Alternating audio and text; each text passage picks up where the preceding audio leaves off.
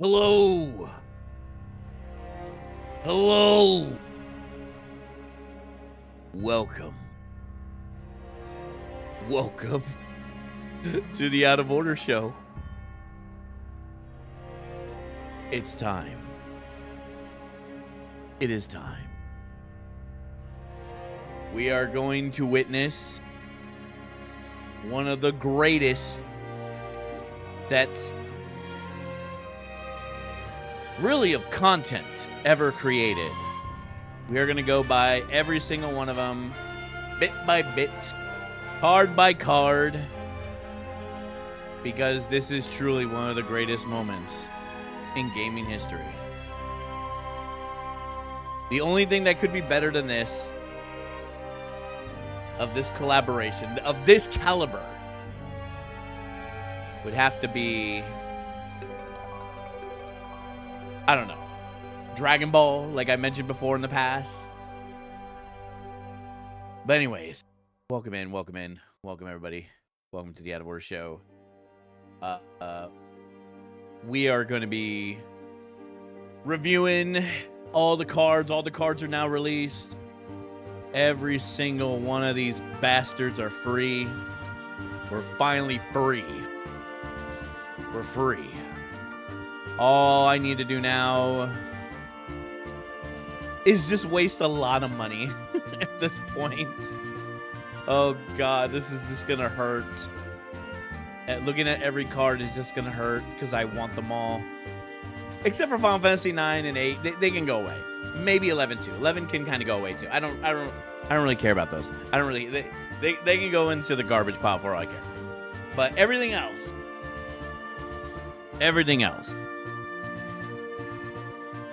Cheers.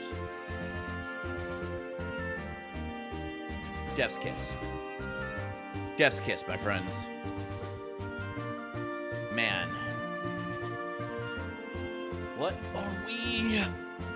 do we do with our lives after this? I guess we go back to streaming video games. Probably gonna play some Arena. The Magic Arena, because I gotta get the Chase and Jason Chandra Chocobo.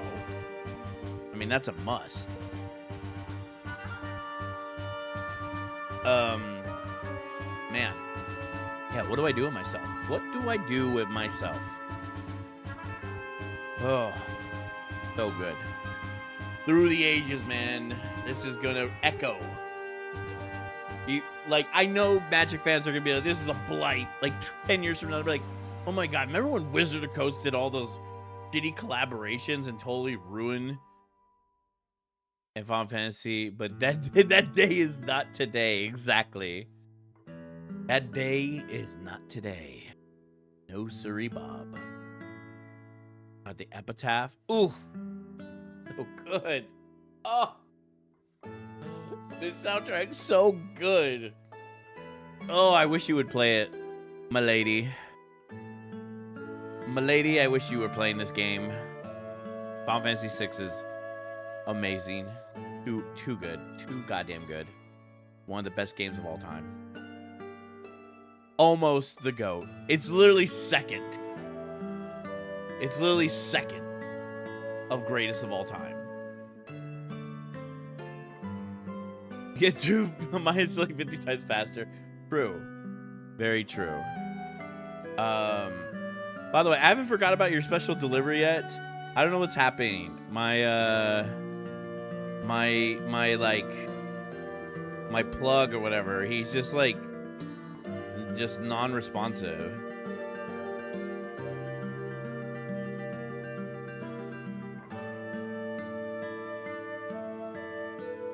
He was like very responsive, and then he just like stopped. So I'll probably yeah, I hope everything's chill with him too. So anyways, I'll probably get it tomorrow. Like most likely I'm gonna like just actually have to track him down physically. I'll actually have a day tomorrow.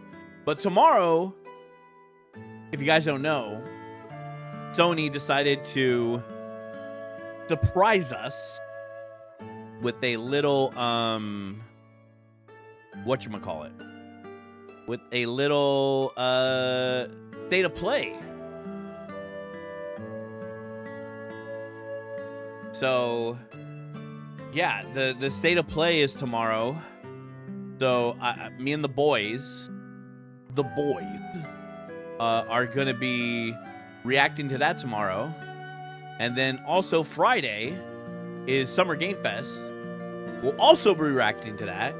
And then on Saturday or Sunday, I think the Xbox Showcase is happening. Let me double check. Yes. When is the showcase? God damn it. Where is the conference? Damn it. I just have to check. Fuck. Xbox. All right, Xbox Showcase. Sunday, June 8th. Oh my god. It is going to be at 10 a.m. Okay, excellent. So, we are definitely going to be watching for that. So basically we're on the, we're officially in the summer of what once was, E3. What was the glorious time of year that was E3. My literally what I lived for half my life was getting up every afternoon, watching the E3 conference, then attending E3, going to every single banger conference from PlayStation to Xbox. I even went to a Nintendo one before they started doing directs. So, man, I miss them, man. I miss them. It's a goal. It's like a straight up like a lost craft that is the E3. And Keighley is trying to sort of resurrect it, but not really. And like, I think he's even struggling with the summer Game Fest because Judges Week, which was the pre-E3 that allowed you to demo games before you went to E3 because your schedule would be so jam-packed that you couldn't play all the games. And so the AA games, or maybe not as high AAA games, needed their spotlight in the sun. So the Judges Week was that sort of kind of outlet. But even now, even like everybody is kind of like in their own island now. Every brand, because every video game now is like has to be a AAA rated product, like diamond tier product. You do your own activations within your own ability. Like, you invite influencers, you invite journalists, you invite people to your studios or to your campuses, and you basically give them like the grand tour of it all. And then, rather than going to a Jeff Keighley saying, hey, can we promote our thing at your event? Because now outlets just get instant access, that the moment that the embargoes lift, they all kind of report on the same thing. It's just kind of like a wave of like content that just goes out for everybody to digest. Because nobody wants to share the spotlight with other big companies. So it's kind of like with the next few days, we'll get more news about Riot's card game and probably more of the Riot video game stuff, because I had a couple friends talk about that. Obviously, some people went down to up north to Capcom and checked out a lot of things from Capcom, because we're expecting some news from Capcom. There's like things that people are kind of talking about. But then, like, you have, like, indie games, like The Mix, which is, like, a great mixer for, like, checking out all these great indie games. And I wish I could go. But, actually, you know what? What was this, Saturday? I could go. But then I would have to drive to LA. It's just, like, is it a Saturday or a Sunday? Or is it a Friday? God, if it's a Friday, that's, like, a no-can-do for me. But, you know, I miss being able to go to these things and just be absorbed in it. Just be, yeah, June 6th, which is Friday. Yeah, I can't go. Really? That's a bummer. Oh man, there's like tons of great games too. Raw Fury, Developer Accelerate Program, Apipara. Oh my god, Apipara, Hype Train. Fuck. All these great indie devs, man. But you guys are not here to talk about Game Week. We're here to talk about Final Fantasy, Final Fantasy cards, and all that lightness. So, without further ado, let's get into the card action, shall we? So, whoop. Let's see. Set review. Here we go. So this is like a good website that I saw earlier today that kind of reviewed over each card. So we're currently in the white section. And then if we miss any other cards, I also do have like just the image art gallery as well. So these are like the art cards and the art treatments. I wonder if this has like alternate art. And then this is like through the ages, and then they also have the commander cards as well. And then logo, card left, no text, show UI, sort by number. Yeah, so really cool tool. Let's go by singles. So obviously Final Fantasy IX, badass. Lifelink gives +1/+1 for each equipment you control. That's actually pretty dope. I wish there was a way to like show the alternate art. Okay, so they're like flat, perspective. Wait, yeah, I want to hide next. No green screen. Oh god, a logo. No, card left. Wait, hover text. Oh, okay.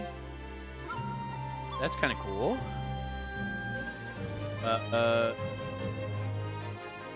Base to flip. Oh, flip card. And what was it? And click the grid. Okay. That's kind of cool. So, you know, an uncommon. Legendary creature, uncommon. Cost 2. You know. Am I going to put him in my Captain America deck? Probably not. Even though it is a Voltron deck. By the way, how's the music? Is the music overpowering? Let me know.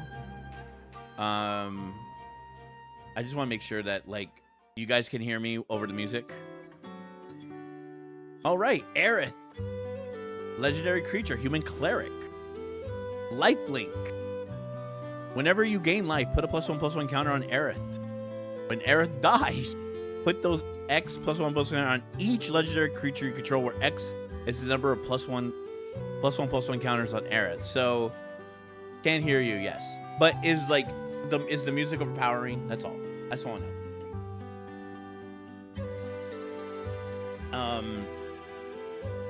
This is a major spoiler because it's sort of sad, really, like that they put this death effect on her. Music's a tad bit loud. Okay, let's go here. Okay, but like, it's sort of sad that I mean, Aerith's death is kind of the most. It's almost one of the most recognizable, like, scenes in video gaming, almost in media at this point. Like, Aerith's death is like the first. Like, I would say is like the biggest tragedy that I would say a lot of modern gamers experience, because even though there has been loss and even though there's been death in video games before Aerith, like even in the Final Fantasy realm, in the Final Fantasy series, there's been death, but it's not as profound, right? It almost like when you see a pixel dying, it was like, oh, it's because you grew up seeing pixels, Mario stomping on pixels and them going boop, like popping, or like, you know, pixel dying is not as tragic as seeing like a villain fly down from the sky and stabbing a person in the back with their giant sword. Like, it was very, and then like, you know, the playground sort of like discussion, but like, is there a way to bring Aerith back? Oh my god, like I remember, oh my god, just the amount of like stuff that you would read in magazines that were like, what, like just basically the opinions of these guys, like of these like legends in the gaming industry, talking about, oh well, like you could do this or you could do that in order to avoid Aerith's death, but really they were just using like Game Sharks and like using like debug rooms in order to like cheat the room, in order to cheat the game, in order to have Aerith on your team. But like the screen grab that were in the magazines was so crazy. Like, my god, like people were freaking out. Like, was there a way to save Aerith? And like later on, and like I would say like late PlayStation 1, early PlayStation 2 era, you know, as the internet was starting to become more of an information gateway, like when people used to use Yahoo searches, it you know, it became more like, oh well, no, they used the Game Shark, they accessed the bug room, they basically kind of forced Aerith inside the game afterwards, and so it was kind of like a really shitty prank, or kind of a way to drive up like revenue for magazine sales. I don't know, but I specifically remember that game, and it wasn't Game Informer, it was Game Pro magazine that did it, and it was like crazy.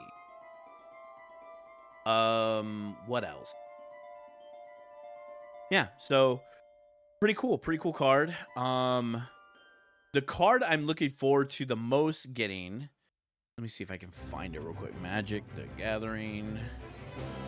I kind of want to get this version of her, and I think there's a way for us to get the version of her. If I can find it. Where's the news? News. Latest, more Magic news. Come on. Let's see. Weekly collection. The starter decks. Release notes. Art cards. Commander deck lists. Where to play Magic. This is where, I think this is where it has the versions of both Tifa and, yeah, so I want this version of Tifa, this Tifa Lockhart, which I think I'll be able to get in Vegas when I go. And then I think we also get a version, we get this card too. I don't know, I'm gonna have to like look it up. And then this is the, where is it? Right here. Nope, not right here. Yeah, this version of Aerith. From the top rope! This is the version of Aerith I want. This card right here. This is probably one of the best scenes in all of Final Fantasy VII Remake. Where you basically go to this guy who's like a sexual deviant, and he wants to, like, he chooses his suitors every night, and so you, or Cloud, Aerith, and Tifa have to basically make their way into this like sex dungeon, essentially, and like Cloud ends up being chosen because he drags so well that Don Cornelio is like, ooh, I'm gonna have sex with you. And like, obviously Tifa and Aerith break out from being the sloppy seconds, as it were, in this scene. And so she uses the fucking chair to clobber one of the thugs. It's so good. The remake did a really good job at like capturing the comedy of that scene. So, yeah. So that's gonna be cool. Yes. In fact, there was a sex dungeon in Final Fantasy VII, and there was a whorehouse called the Honeybee Inn. But they didn't call it a whorehouse; they called it the Honeybee Inn in order to get it past the rating system. And The basement. Yeah, the sex basement. There's a lot of really fucked up things. Like even in previous Final Fantasies, like in Final Fantasy 4/2, there's a homophobic joke. Like, it's really awful. Like, it's of the times, man. It's of the times for sure. And that's probably the only reason why I like the Final Fantasy Remake series and Rebirth is that they're still able to capture those cringe moments. But they basically, it's kind of like how comedians, like good comedians are like, oh yeah, you can make fun of people and punch down, but good comedians like kind of punch up. Like they find a way to like either do like self-deprecating humor or like really environmental humor without having to like make fun of races or make fun of disabled people or whatever. And I think that's what Final Fantasy VII, the new Final Fantasy VIIs are doing, is that they take the cringe moments of the old Final Fantasy and kind of give them a new twang in the modern era where it's like more digestible. Or something that was really fucking silly in the previous game and they turn it into something that's actually like worthy of its silliness. Like, for example, like for one sec, cat.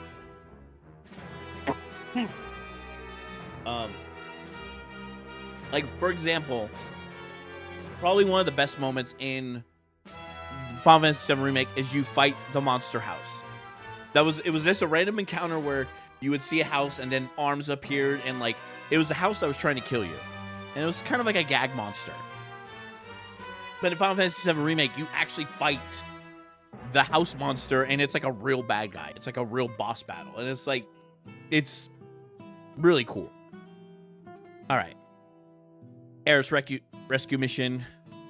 That's a great homage. I think if you watch the previous videos on my YouTube channel, youtube.com/ShadowWarriorShow, Gavin talked about this card, and we've already seen this card. But I like how it makes you choose one or the other. In the video game, there's an option where you either run up the stairs or you take the elevator. And then, but depending on what you do, you get different options. So if you take the elevator, you end up like fighting a bunch of like soldiers up there. But if you take the elevator, it just takes a long time going up. Or if you go up the stairs, it just takes a long time to go up the stairs. And you get like a few items, but you don't level up. So it's kind of weird. Ambrosia Whiteheart, really cool. I'm glad this card exists. This is the mount that you get in Final Fantasy 16. Ambrosia, a silver chocobo, pretty awesome. I wish Final Fantasy 16's chocobo riding was a little bit more involved, but it basically just becomes a better way to terrain the overworld, because like its predecessor, Final Fantasy 14, in the sense that in Final Fantasy 14, they know that when you play the base game and eventually when you go through the expansions, that you get to see the terrain for all its glory once, and then you're kind of fed up with it. So you just teleport everywhere in Final Fantasy 14. I feel that's the same way in Final Fantasy 16. You go to a new area, you explore a new area, but then you get the like waypoints, and you activate the waypoints, and it allows you to teleport to major areas in each domain. Ambrosia allows you to kind of traverse in a way. Oh, God bless this song.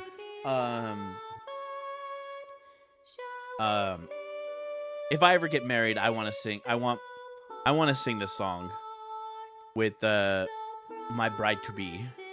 Such a great song.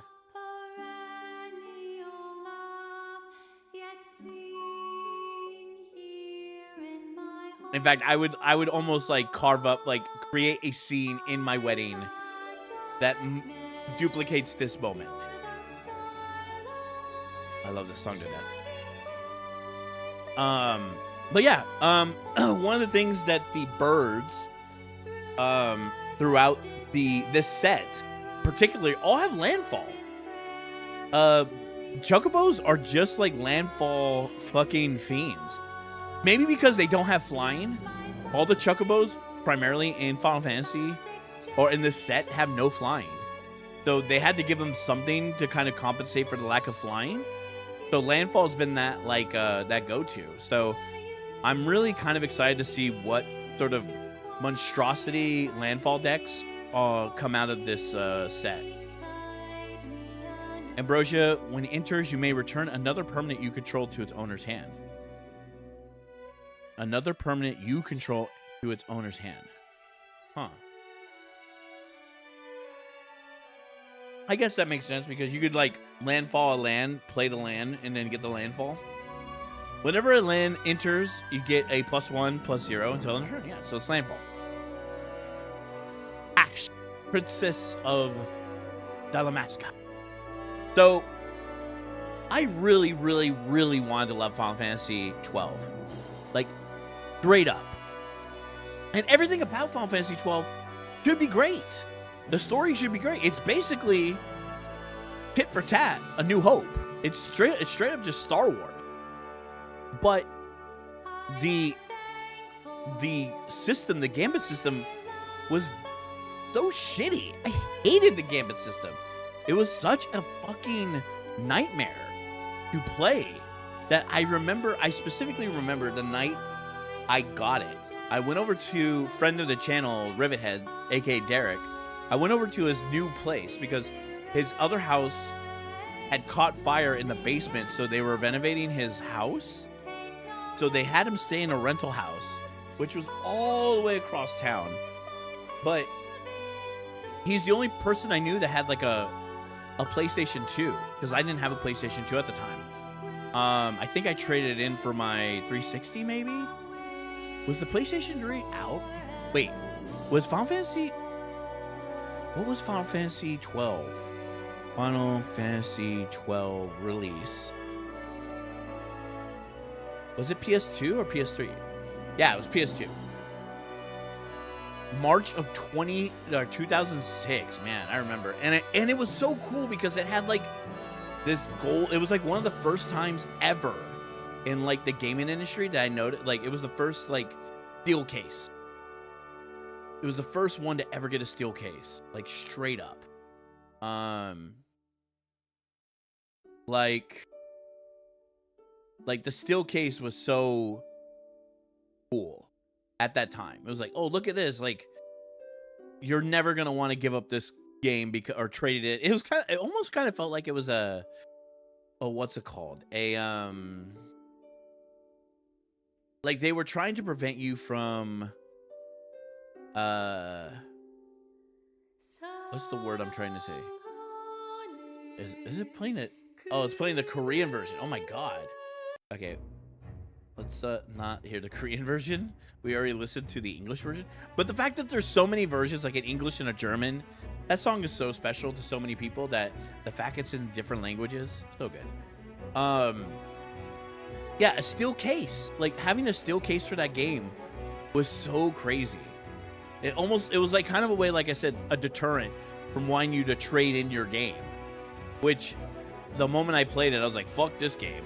And I remember too, at GameStop, so many people had that steel case.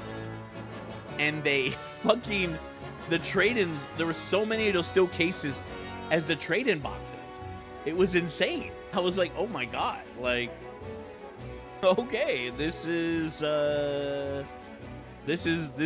nobody likes this game. This was kind of weird. It was really weird that like nobody liked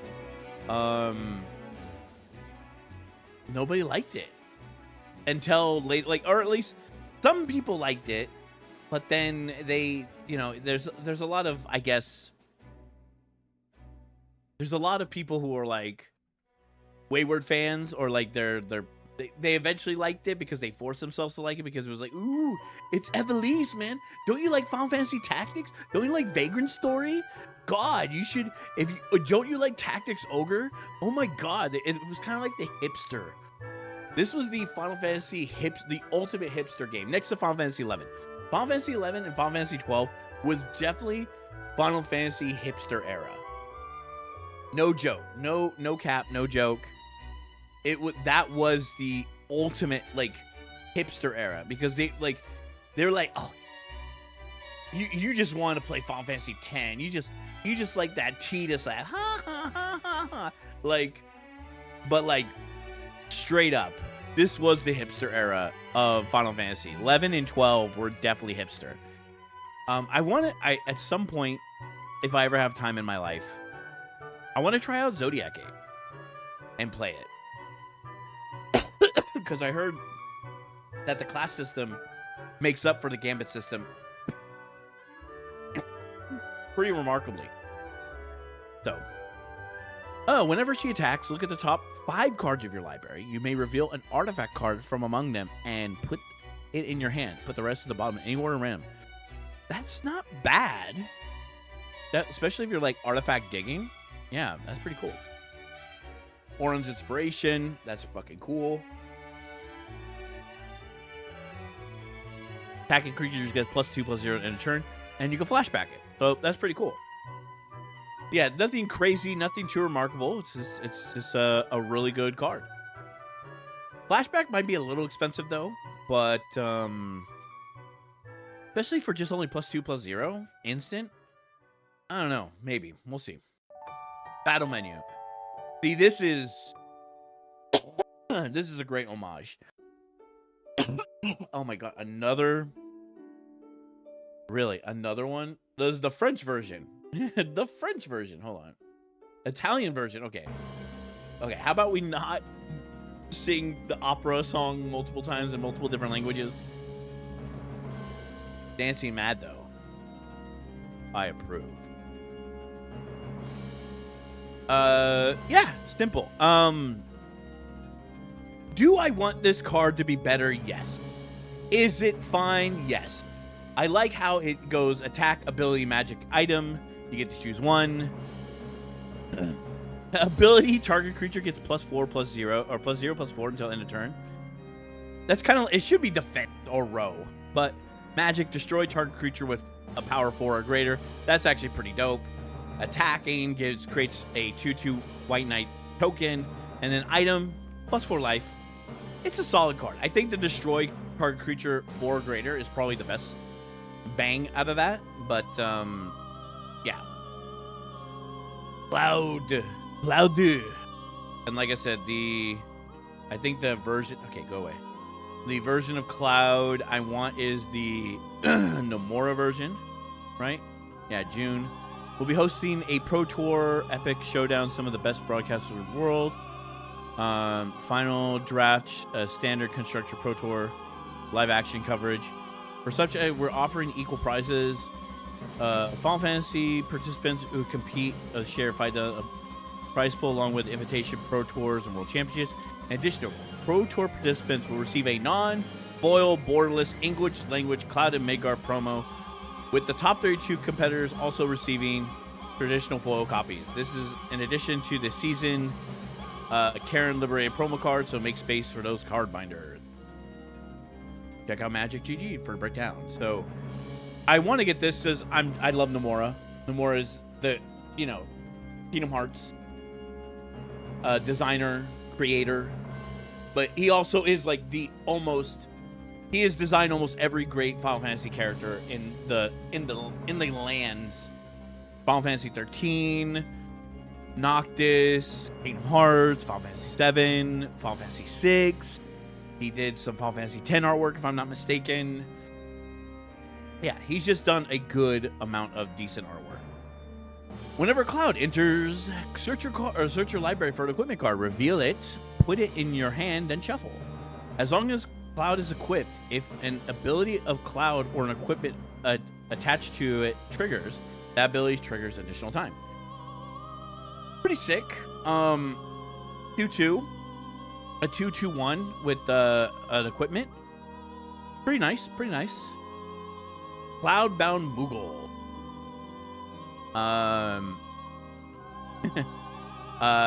The tribe, the Moogle tribe in Final Fantasy 15, or is it 14? Yeah, this is 14. 2/3 flying. When this creature enters, put a +1/+1 counter on target creature. That's pretty nice, actually. And plain. It's plain cycling. Discard, search your library for a plain reveal, then put it in your hand, then shuffle. Yeah, it's a solid common. A little expensive, but it's, you know, plain cycling. But if you have the mana, flying, and then you get to put a +1/+1 on target creature, you can put it on it. Becomes a 3/4. 3/4 flying for 4. Not bad. Not the greatest, but not bad. Oh god. A 2/2 Cat Beast. 1 colorless and white. Tap target target non-enchanted. What? Non-enchantment creature? Non-enchantment creature. Non-enchantment. Huh. Non-enchanted? Tap target non-enchantment creature. Okay. It's a shock. It's a stun. It taps them. Alright. Not the greatest. Crystal Fragment.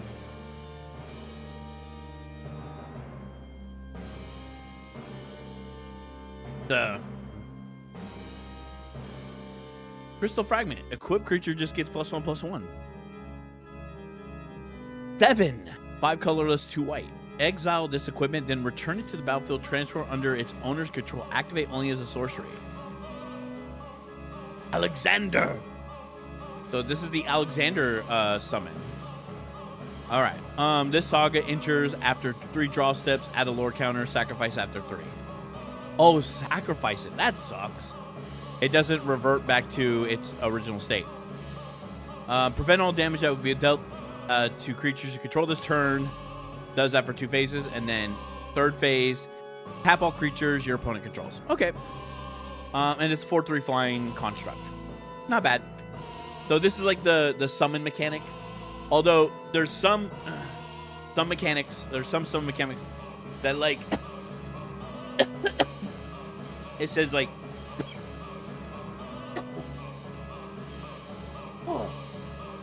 return back face up sort of thing.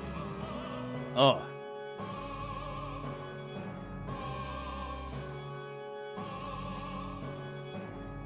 Ugh. Maybe we should have done the saline today.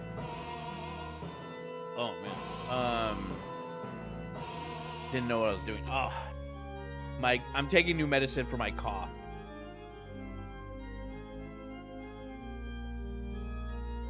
I go to the doctor's tomorrow, but I'm gonna cut it real close with the appointment tomorrow.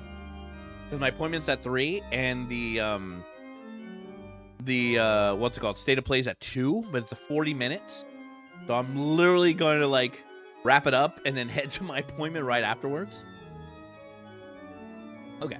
The Crystal's Chosen. Obviously Final Fantasy 3. Cost 7.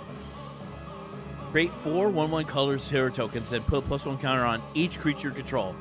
That's pretty dope, especially if you have a bunch of creatures already out. But 7, that's so expensive for the Crystal Chosen. The Onion Knights. Deliver Moogle. Flying. Whenever this creature enters, search your library and or graveyard for an artifact card with mana 2 or less. Reveal it, then put it in your hand. If you search your library this way, shuffle. It's alright. A 3/2 flying. Basically recursion. Some recursion plus library. But it's only mana value 2 or less. So it's like Arcane Signet or fucking what's it called? A Soul Ring. Maybe a Mana Rock. I don't know. Or maybe the Gilded Lotus, that 0 cost one. Is it 0 cost? The promo? I don't remember. I don't remember.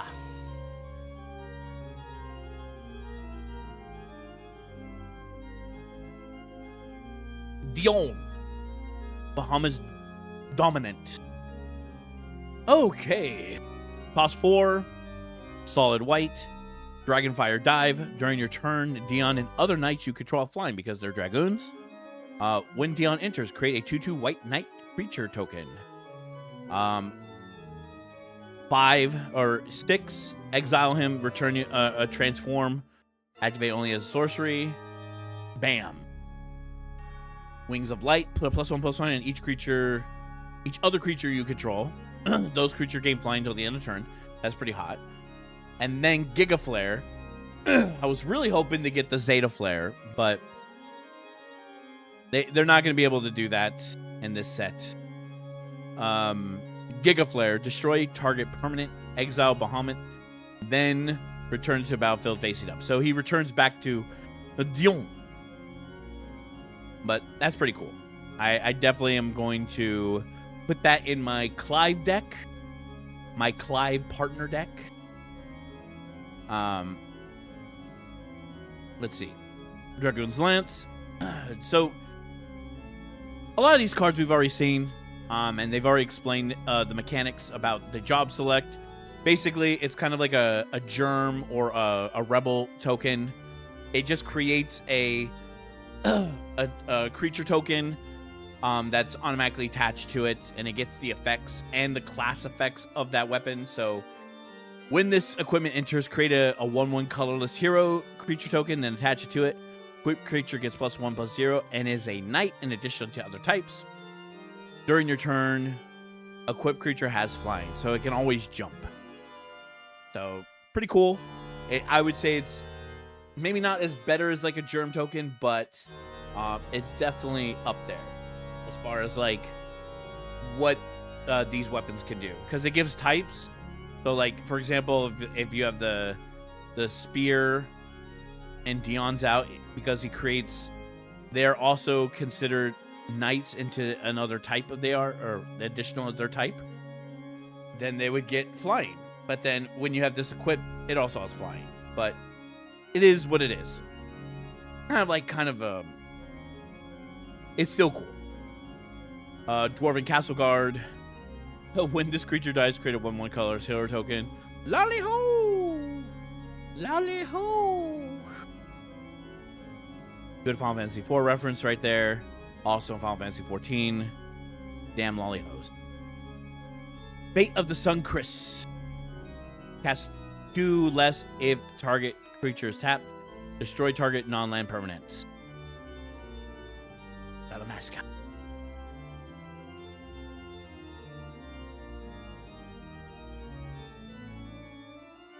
Why would you would have me destroy the Empire? This is my duty. This is what you want. So cool. From father to son. See, this is a new card that I didn't see, that they haven't spoiled yet. From father to son. Search your library for a vehicle card. Reveal it, then put it in your hand. If this spell was cast from the graveyard, then put that card into the battlefield instead. Then shuffle. Man, that's a huge flashback cost. But I love it that this car is so important. It almost gives me Supernatural vibes, because there's Final Fantasy 15 was such an undertaking. They really wanted to make their money back in Strive. So you had the movie, you had a demo, which was basically a prequel, or not a prequel, but basically like a tech demo / pre-order bonus. Then you had the free mini game for pre-ordering, which was basically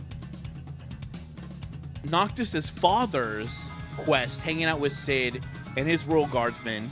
And the car is also like important back then too, the regalia.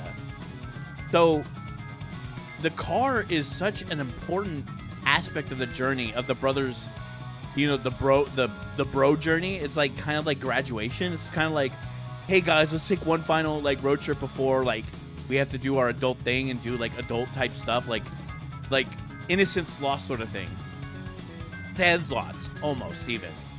And like, yeah, it's such a vibe. It's such a cool concept that the car is so important that it, like I said, it kind of gives me like Supernatural vibes, where, damn, spoiler for Supernatural, by the way, there's a part where Sam has been taken over by Lucifer, and basically Dean is just telling Sam, like, it's okay. Like, I know you're in there. I know you're fighting, but I know you lost. But it's okay. Like, it's not your fault, Sam. Like, and Satan is just beating the shit out of Sam and, like, throws him to the car. And then for one instance, like, Lucifer is about to do the killing blow, but then the glare from the car shines, and it's like, it's the car. It's always been the car. It's all, that's the thread that, like, the show and this journey and these brothers have gone through. The car is their vessel, it's their through line to the past, to the present, and ultimately to the future of the franchise. And, like, that's what that car meant. That car meant to me. Hello, Sergeant Salt. Welcome to the Analgum. Like, the it's such a vibe. It's such a vibe. I love it. I love it a lot.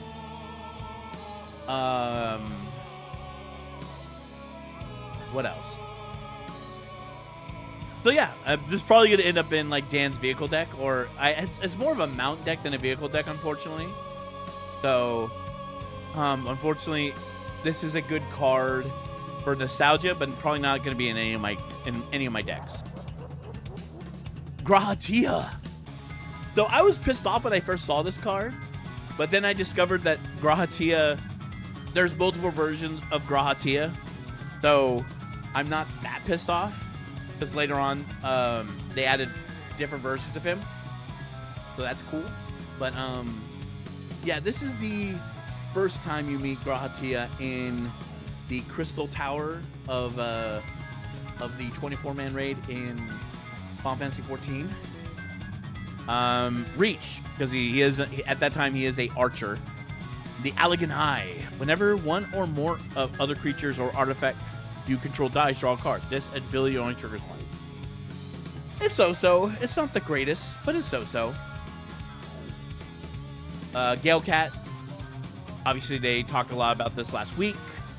Blind Vigilance. As long as you control two or more artifacts, this creature gets +2/+0. Machinist Arsenal. Really cool. I love that the Machinist is a job. Or it's Artificer. Sorry.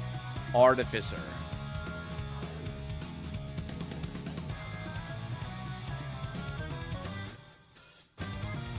Creature gets +2/+2 for each artifact you control, and is an artifact or additional to its type. Machina. That's actually fucking sick, man. That is like +2/+2 for each artifact you control. That is a sick fucking. Imagine owning 5 artifacts. Like, that's straight up in an Artificer deck right there.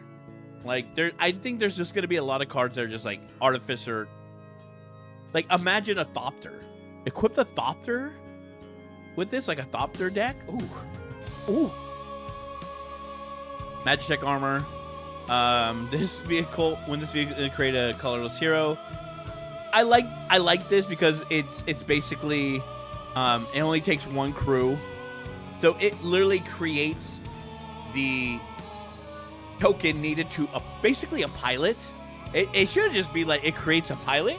But at the same time, I like the fact that it's just like anybody can pilot Magitech armor. It only takes one to crew it, so you just tap the 1/1 colorless hero to crew the 4/4. That's pretty cool. I think that's just cool.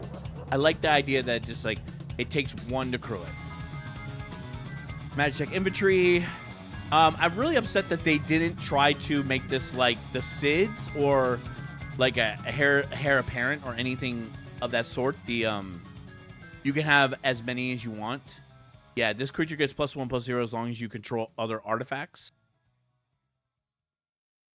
And then you can search your library for a name card, magic infantry. But it's just like this is like a good, like, this is like a standard card, but it's limited by the fact that it should have been, you could put any number. If there's a way to put any number of Magitech infantry in the deck, that'd be kind of cool. Meru.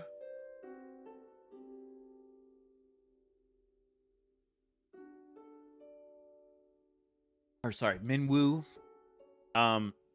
They talked about this 2 weeks ago where they showed his throughout the through the ages card, and they're like, he may or may not appear as a normal card in the set. Well, clearly here he is. He's just a beefy white creature, white cleric, vigilance, lifelink. You, whenever you gain life, put a +1/+1 counter on each cleric you control. I don't know what the power curve for cleric decks are these days, so who knows? Moogle's Valor. Hell yeah, brother. Hell yeah, brother. Kupo. Oh, Lady was here. Lady saw this scene when the Kupos helped. There's Terra in the background. For each creature you control, create a 1/2 Moogle, a white Moogle creature token with lifelink. When creatures you control, then creatures you control gain indestructible until end of turn. That is actually sick. This is actually a fucking sick card. I hope I get this. Thanks, Moogles. You're in my debt. Lock. Goopow!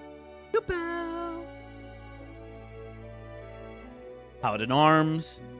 I like how it's the shield. It's the bubble that paladins get in Final Fantasy 14. I like it. I like it a lot. Equipped creature gets +2/+1 and has Ward 1 and is a knight and is additional to his other type. Lightbringer and Hero Shield. Put 4. Has Ward 1. Okay. Oh god. Phoenix down. Really cool. Exile this target artifact. Return target creature with 4 or less mana from your graveyard. Or you could kill a skeleton, zombie, or a spirit. Love it. Love it. Just love it. Resurrection Magic, Kira. Permanents you control gain Hexproof and indestructible to unturned. And you gain Kira, Kiraga. Definitely going to go into a deck. Side quest. It was one of the first side quests. Is there? Wait. Yeah. This is probably one of the first side quests that was ever introduced in the game. So, yeah, cool on them. At the beginning of your upkeep, look for the top card of your library. If it's an artifact or creature card, you may reveal it in your hand, put it in your hand. If you put a card in your hand this way, create a food token and transform this enchantment. And it becomes a cook site. Sacrifice this artifact, put a +1 counter on each creature you control, activate on the sorcery. Pretty nice. Pretty nice. I am Noctis, King of Fishing. I am Noctis, Prince of Lucius, and King of Fishing. And then the food in Final Fantasy 15s looks so immaculate. Almost the same degree as like Monster Hunter. I think that's where they even got their inspiration from, was Monster Hunter.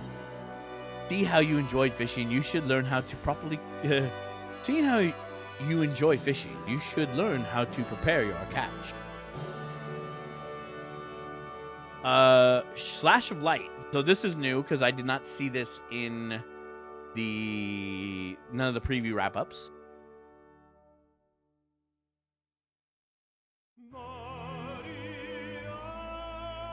Goddamn, or Maria?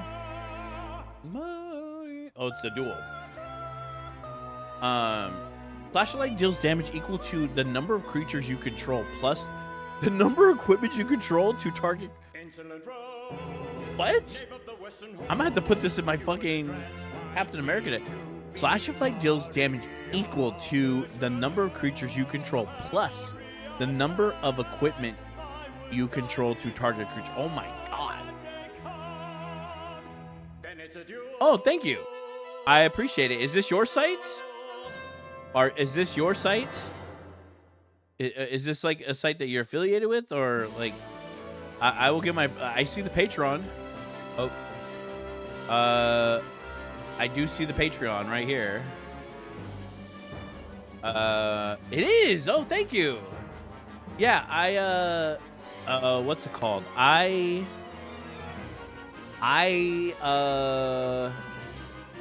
What was it? Who was the... I forget her name. Foxy?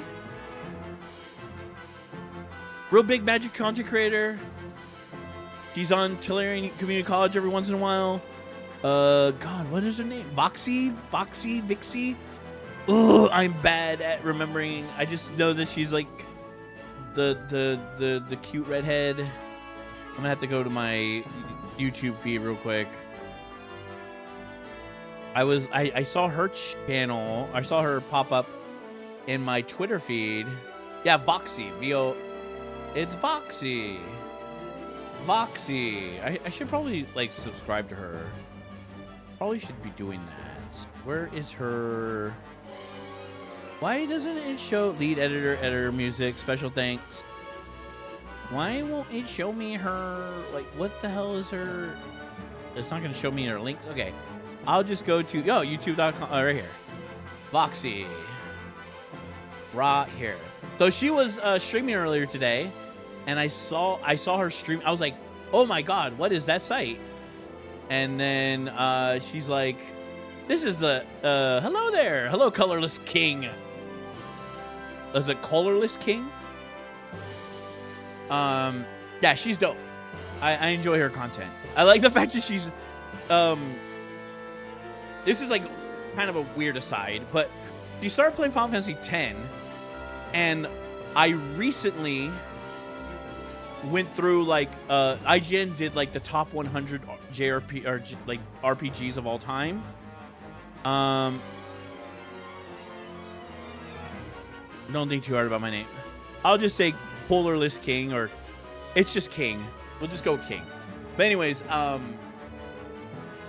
and the rules of the top 100 RPGs, or I think it was either JRPGs or RPGs. I'm not sure, but there was a rule, a special rule, and I kind of thought the rule for it was kind of interesting, which was you had to, you could only have one represent your franchise. So only one of your franchises could be represented. What the fuck just happened? IGN site just crap out on me? Or is it my internet? Did my internet crap out on me? Am I dying? Is my stream dying? Yeah, so anyways, they did this top 100, and the rules was you only can have one represent your franchise. And the one they chose, I thought, was the best. The best Final Fantasy they chose was Final Fantasy X, because that was the Final Fantasy that introduced, introduced the whatchamacallit. It introduced voice acting. It introduced a great combat system. One of the most banger soundtracks ever. And I think it's a good way to kind of experience what Final Fantasy is, because it has a great plot, a great plot twist. Yeah, exactly, Yuna, for the background, nice. And I thought it was and I was like, obviously, I'm a Final Fantasy VI stan. Final Fantasy VI is like my favorite of all time. But like, if for example, if Lady is still in the chat, if I had to recommend a Final Fantasy to play, the very first one, like if this was like your very first time ever playing a Final Fantasy, I'd recommend 10, because there isn't like rows and rows of text. There isn't rows and rows of systems. And the beginning of the system, it's kind of linear, because the sphere grid, it just makes you go in one path. And then the fact that you basically have a party of 8 at all time, so you can just switch out whoever. It's not complicated. Like, everybody's there. And then, like, once you start getting the hang of it, once you start getting the hang of the commands and the limit breaks and like all the unique mechanics that each person brings to the game, that kind of teaches you how to play Final Fantasy games from that point on. So if you want to play older Final Fantasy games, it taught you how to do commands. It taught you how abilities work. It teaches you how to be a Final Fantasy player without actually being with being a new Final Fantasy game. So I thought that was a great pick for IGN. A lot of people were like, oh my God, like why would you pick 10 over any other Final Fantasy? And I was like, yeah, I humbly agree that Final Fantasy X is the best representation of Final Fantasy as a product. And then obviously the best RPG of all time is Chrono Trigger. So we don't have to say much. We don't have to say much about that. We all know. We all know the king, the GOAT. There's no argument there. There's no argument there. It's the GOAT. It's the dream team for a reason. It's Chrono Trigger. There's nothing else. It's just Chrono Trigger. Just Chrono Trigger. What the? Hello? Oh, it's I had left Foxy's profile in the background. I was like, wait, hello? Someone's saying hello to me? But yes, Chrono Trigger. Chrono Trigger. Akira Toriyama.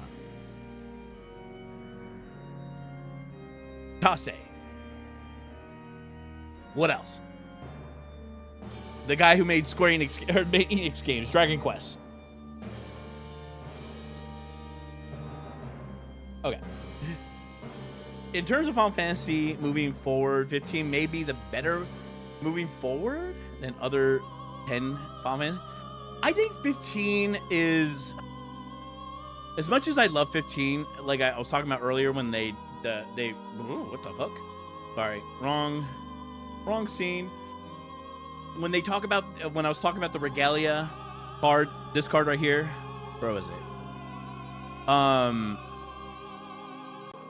This card, I was talking about how the car is the character.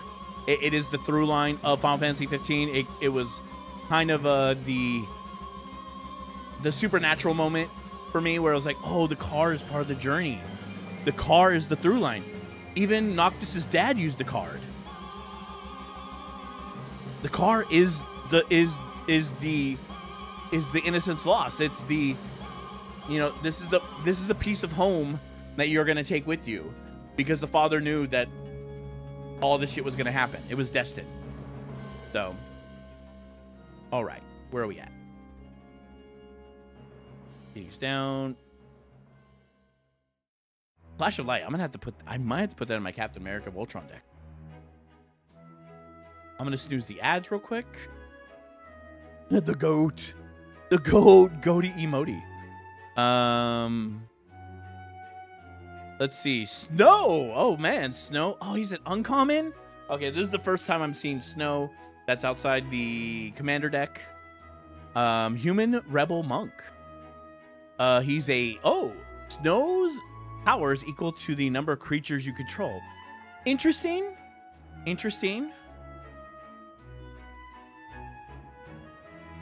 Have a nice day. Thank you so much. Appreciate it. Thank you for dropping on.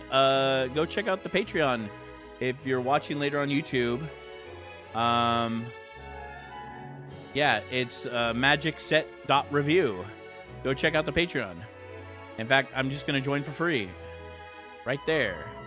I have joined for free. There we go.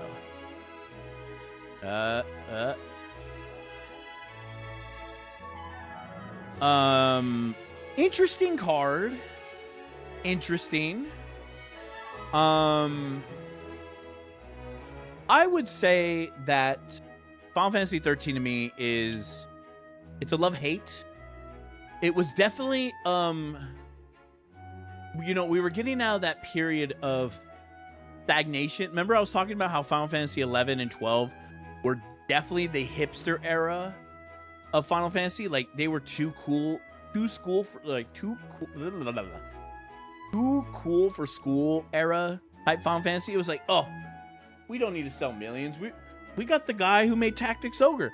Remember that game, Final Fantasy Tactics, bro? We got the same guy.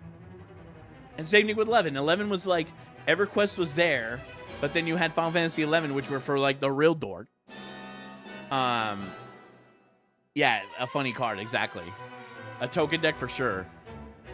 Definitely in any token deck, Snow would be pretty badass. But like, the whole point of 13 was, I felt like 13 was them trying to, we're really trying to be like, we're AAA, we're going back to our roots.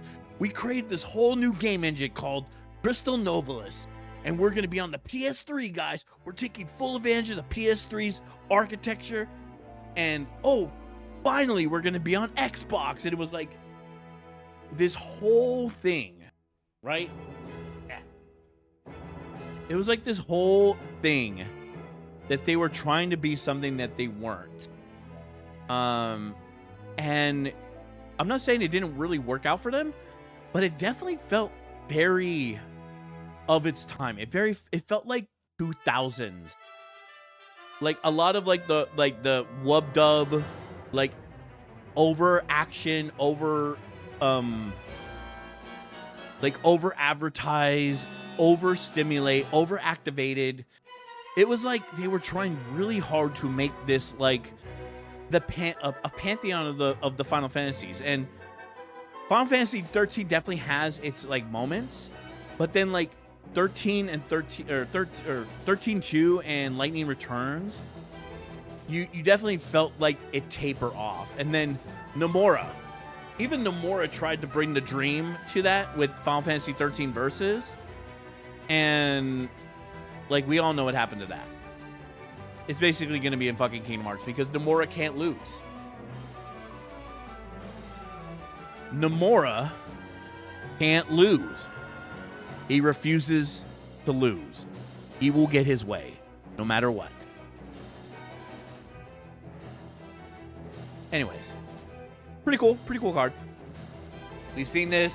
Moogle Merchant, Lifelink, gain control of another target permanent. You control if you do. If they do, draw a card. It's kind of cool.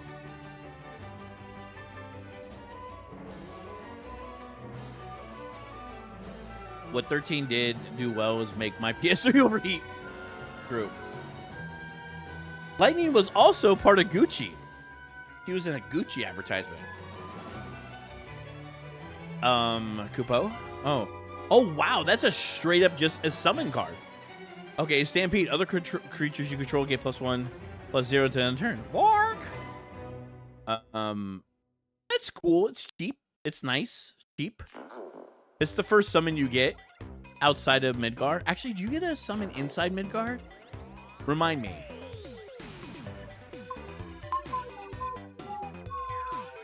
What do you get? Do you get a summon outside of... Do you get a summon? I don't remember. In OG Final Fantasy VII, you get... Is Chocobo Mog the first summon material you get? I don't remember. Final Fantasy Remake has fucked me up. Man, Knights the Round. Oh.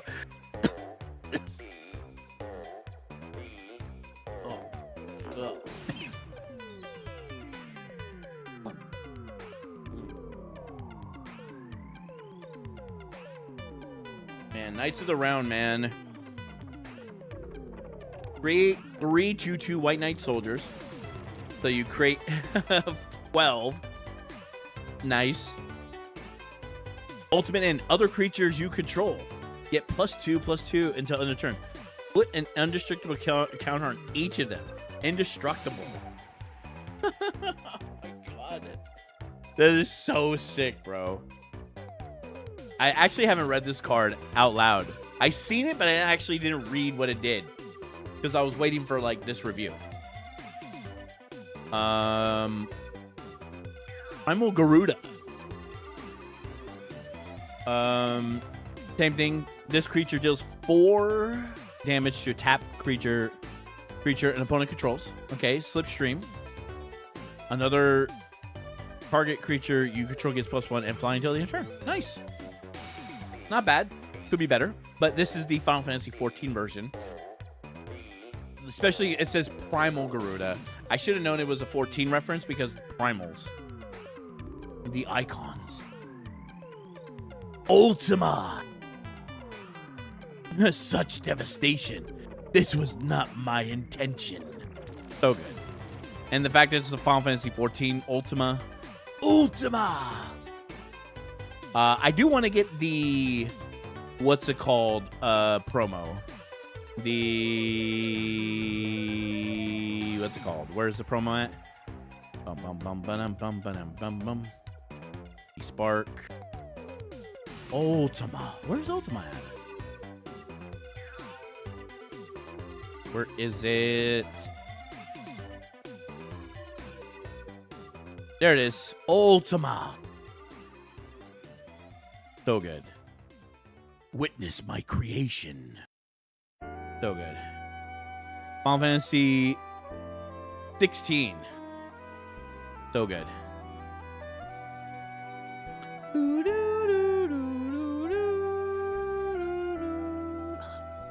Song's so good. Now funny thing is my card shop I go to already has starters selling nearly all the Final Fantasy stuff already. Yeah, I mean, it's already out there. It's all out there already. I tried to I'm gonna try to talk. I'm gonna go to the local I usually go to. They actually are not doing a pre-release, which is sad. So I'm going to this other shop to do the pre-release, but I'm also going to see if I can bring my streaming stuff to the pre-release, or if I'm going to just stream off my phone, like Twitch stream phone thing. I want to see if I could do it any other way, but for now, I'm probably going to do it that way. Is just stream off my phone. I doubt I could bring my whole streaming equipment there and stream the pre-release. That'd be tight, but I'd have to ask. I'm going to ask them tomorrow because I need to sign up for a second pre-release. Because I already signed up for one. I need to sign up for the second one because I want all the fucking cards. I want all the fucking cards. Anyways, oh, hey, it's Venat. Look at her, Heart of Hydaelyn. A legendary creature, Elder Wizard. When you cast a legendary spell, draw a card. This creature, triggers only once each turn. That kind of sucks. That only triggers once per turn. Hero Sundering, 7. Exile Venat. And she turns into Hydaelyn. Legendary creature god. Indestructible. Blessing and Light. At the beginning of combat on your turn, put a +1/+1 encounter on another target creature you control. Until your next turn, it gains indestructible. That creature is a legendary. Draw a card. For the sake of all, I beseech thee, deliver us from this fate. Show me your strength of will. Such a great moment in Walker. Love it. Love it. Love it. Also, I play Final Fantasy 14. Haven't been liking the current X pack. I heard it's getting a little bit better now, but I still haven't had the heart to go back and play, unfortunately. Weapon vendor, human artificer. This creature injures, draw a card at the beginning of combat. Your turn. If you do, it's a solid ability. You may pay when you do attach target creature to target creature you control. So rather than paying its equip cost, you just pay 1, and it automatically attaches to target creature you control. Not bad. Not bad. Oh, damn it. White Aura Sight. When this artifact enters, exile target non-land permanent and opponent controls until this artifact leaves the battlefield. Tap 1. Great reference. Love it. Shout outs to Membrita. Is it Membrita or Membruna? God. But she was the Hadi Bobadi in Final Fantasy 14. One of the NPCs. One of the earlier scions that unfortunately gets killed off. Really sad. But there's a huge payoff for it later on. Membruta, Final Fantasy 14. Membrita, Final Fantasy 14. Is that what it is? Let's go. Scions of the 7. Scions, Final Fantasy 14. No, I need to remember. All right, here it is. Where is the... Oh, God, just go away. Where Vanille... Where is Nero? Research. Scions is... Oh, yeah, right here.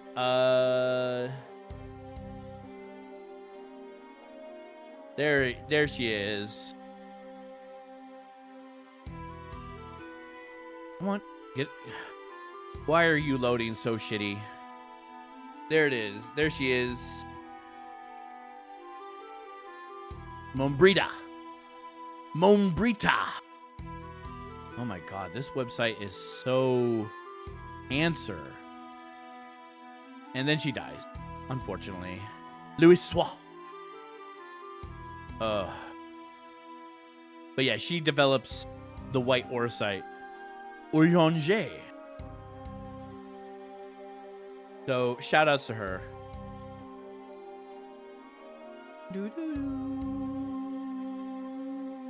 Okay. What are we gonna look at now? Oh yeah, continue on. White Mage Staff. This was one of the earlier cards they demoed. Wind Crystal. Okay, so each of the crystals are represented from Final Fantasy 3. When white spells you control cost 1 less to cast, if you would gain life, you would gain twice that much life instead. 6 tap creatures you control gain flying and lifelink until end of turn. Not bad, not bad. Not bad for 4. You're not alone. Pretty cool card. 2 until end of turn if you control 3 or more creatures. It gets +1 or +4 instead. Zack Fair, man, I wish this was a better card.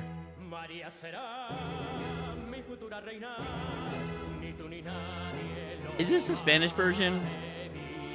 Okay, we gotta change it up a bit. Let's I love you, Final Fantasy VI. You're one of the best soundtracks out there. Don't get me wrong. But we gotta change it up a bit. Okay, let's see. What can we do? What sort of well, you know what I want to do? Let's see. My fat fucking fingers. I'm ready.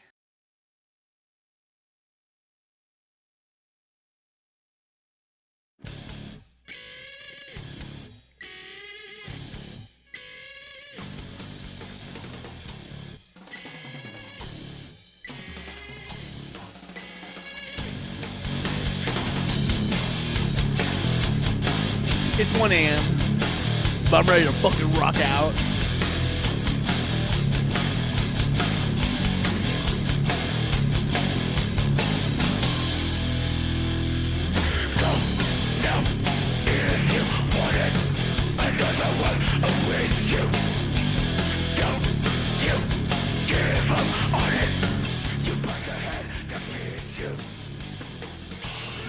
So good.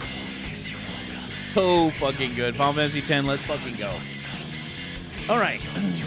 I know we're on Zack, but I just wanted to change it up a bit. Zack Fair enters with +1/+1 counter on it. 1. Sacrifice Zack Fair. Target creature you control gains indestructible until end of turn. Put Zack Fair counters on that creature and attach an equipment that was attached to Zack Fair that creature. See, it's the whole passing on the torch. And this is definitely like the straight up, like, honest version of Zack. But I still wish, like, it's definitely like I want more. I wanted a better version. I wanted a remake version, a rebirth version of Zack.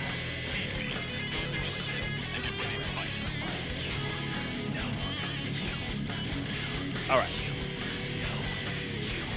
Beatrix, heard pretty good. At beginning combat, you may attach any number of equipment you control to target creature you control. Solid, very solid. Rosa, Resolute White Mage, very solid card. They've already previewed this though. We talked about this. At the beginning of combat, on your turn, you may put a +1 counter on target creature you control. It gains life leading until the end of turn. Really solid. Really solid. Oh, it's also a cleric. He's also a cleric. I forgot that. Agilonian Planisphere. What is... Oh, wizard. It makes you into a wizard. Equipped creature is a wizard into additional type. Whenever you cast a non-creature spell, and whenever you draw your third card each turn, put a +1/+1 counter. It's the class card thing. I'm pretty sure this is like a big brain card. I like to call this like big brain draw manipulation blue. I play blue as a dick. I don't try to big brain blue. I just go like, no, I do hard counters and removal. That's what I do with blue. Blue is all about saying, play the player, not the board. I deny you your fun. Fuck you. That's what I do as a blue player. Hard nose, removal. Draw the shit out until you just give up because of fatigue. Or you kill me, whichever happens first. Cargo ship. Funny, I use blue and defend while black has a search power. Interesting. Yeah. I used to play blue. I played my first... So I've been playing Magic since like its beginnings, like back in the 90s, like you know, Alpha, Beta, Ice Age, all that stuff, but I never really got into Magic, like played Magic as a group game or as a competitive game amongst other people until Lorwyn. Lorwyn was the set that made me kind of take on Magic as a serious set. And my first deck was a Merfolk deck. It was the blue-white standard pre-constructed. And I got a bunch of Merfolks from my friends that made the Merfolk deck a lot more viable. And I would just mill the shit out of people. But they were like, oh, he doesn't understand like the bad part about blue. And it was only like until my friends started making decks that were more and more vicious and like started hating each other that I discovered that like blue was also major dickery. And eventually I was like, whoa, there's this whole new mechanic called Annihilator. These Eldrazi just destroy shit. Why counter or why remove stuff in people's graveyards where they could just pull their shit out of their graveyards? Or they'll counter my shit when I can just blow everything up. Just kill your shit, destroy your shit before you can even use it. So that's what I did, and that's we stopped playing Magic for a very long time after that because we kept on escalating like war crimes with Magic. Wow, really? 3 weeks ago. So is it like, have you played card games before, or are you like a competitive card game player? Did you play like digital card games like Slay the Spire or like Balatro even? Yu-Gi-Oh for 20 years. There you go. There you go. You were into Yu-Gi-Oh. So you just had that edge in you. You just have the edge. I heard Yu-Gi-Oh's pretty fucked up though. There's like some cards that are just like straight up just bad. Like just fucked up bad. I've seen the memes on Instagram. Is where you ended up. Okay. Let's see. So, combat tutorial, we saw this. Target player draws 2 cards, put +1 counter on up to 1 target creature you control. That's good. How Yu-Gi-Oh plays more, yeah. Dragon's Wyvern, we saw this too. Flying whenever a creature enters. Create a 1/1 colorless hero. Great shout outs to the Dragoon class of Final Fantasy XI. Really cool pet. Dreams of Laguna. Survey 1, draw a card, flashback. Pretty cool, pretty tight. Don't go back on your word. Come on, go wave to her. Now, this is a card I saw but I didn't really look at it because I was immediately disappointed because it's solid blue. And I was hoping Edgar would be multicolored. Really hoping Edgar would be multicolored, but when Edgar enters, draw a card for each artifact you control. Two-headed coin. The first time you flip one or more coins each turn, those coin flips come up heads, and you win. Wait. The first time you flip one or more coins each turn, those coin flips come up heads, and you win those flips. So, I know there are like coin card. There's like 2 cards. One's in the pre-construct where it's like if it lands on heads, you get to do this. So that synergizes like every time it comes up heads, because I even had one of the first. I don't usually leave comments on YouTube, but I had to leave a comment on YouTube during one of the during one of the review videos on Magic's official site, because they're like, "Oh, Edgar cheats because he uses a two-headed coin." No, you fucking idiots. It's not that it's a two-headed coin. It represents him and his brother. They're both twins. It's both of their heads are on the coin. It's a two-headed coin because it's both brothers who are twins. It's not cheating. It's literally the currency of their nation is represented by the two brothers, the two kings. Ugh.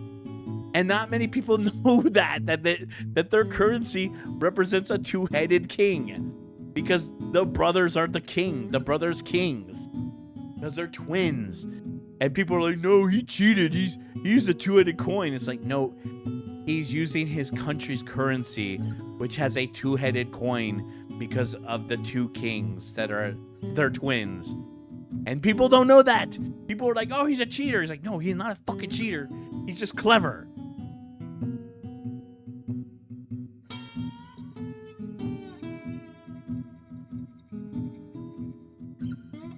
Eject. This spell cannot be countered. Return target non-land permanent to its owner hand. Draw a card. I like this card, actually. It's kind of cool. I might put it in my Ninjutsu deck. I'm not sure yet. Just because it cannot be countered. But it's 4, though. It is 4. In Yu-Gi-Oh!, getting a big monster and trying to overwhelm your opponent is something that only works on people who've never played the game before. Well, I think a lot of people are kind of like, you know, anime pilled by that game because they watch the anime and they just see like the big giant monsters, but really it's like Bakura, the trap monster, the trap guy who makes all like the undead like trap card shit. That's how you really play Yu-Gi-Oh! I've heard like Bakura. He's like the true like way you play Yu-Gi-Oh! Cards. We looked at all those cards and said, "Man, they suck." Exactly. The Sky Dragon. That card sucks ass. Ether. I saw this card, but I didn't know what it was. Exile this artifact. Add blue mana. When you cast an instant or sorcery spell this turn, copy that spell. You may choose a new target. That's actually not bad. It's actually not bad. Ether. That's actually a pretty decent card. Restores 20 MP. Love it. Love it. Those cards they use in the anime, in real life, we use none of those cards in their deck. Exactly. 100%. Go-Go, Master of Mimicry. I saw this card. I think it's really cool and busted. I'm glad Go-Go is getting his comeuppance. Yeah. I saw the professor talk about this card already. It's really busted. You should go check out the Tolarian Community College where he talks about Go-Go. Really respectable. Ice Fland. When this creature enters, tap target artifact or creature an opponent controls. Put a stun counter on it. Not bad. It's really expensive though. 6 to put a stun counter on something. A 5/4 and it puts a stun counter.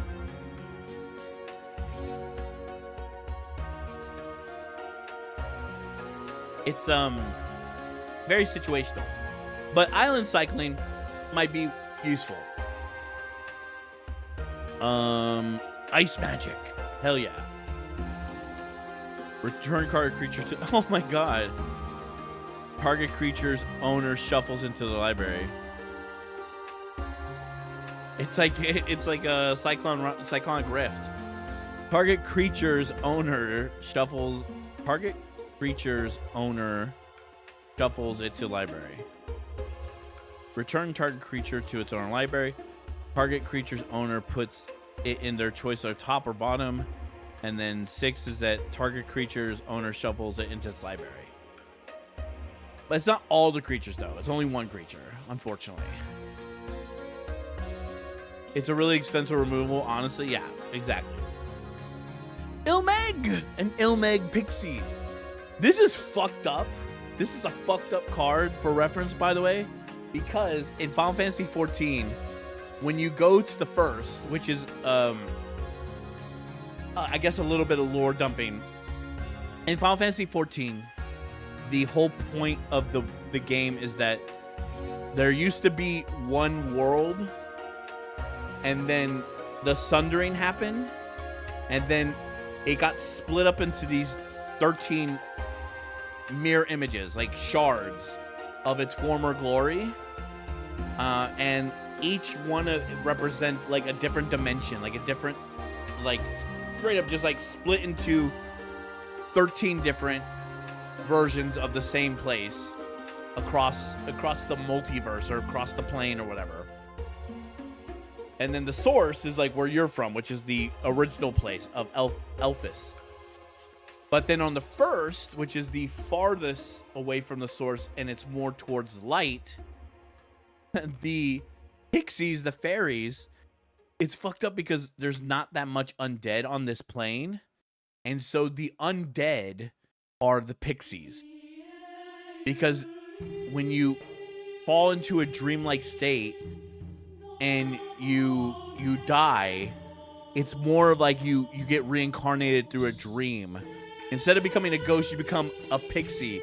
But they're still as scary and they're still as haunting.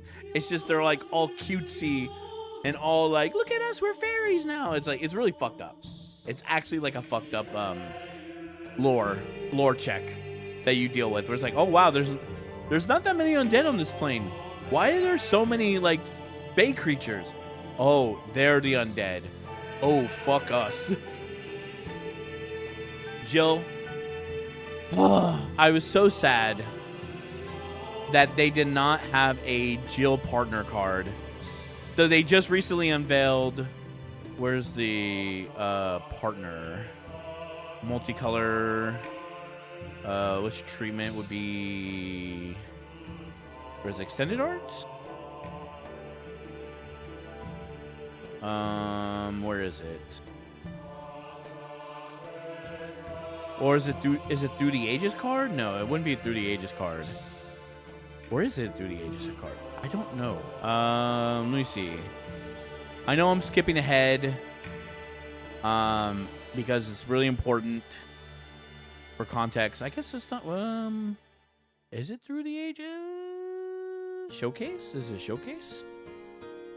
It might be a showcase card. Yes, it is. So Clive. So almost all the Final Fantasy the Final Fantasy 16 cards are the showcase cards. And it's like there's Clive, who's just a reimagining of the Smasher dude, right? Vile the Smasher. And then Barnabas is just another dude, right? And then Benedicta is that. But I was hoping, and then there's Hugo. So I was hoping that they would have at least a Shiva. They would have a Jill version of a partner card. But they don't. Because they're giving away a Joshua card. There's Torgal. He's a partner card. The fucking best boy is a partner card.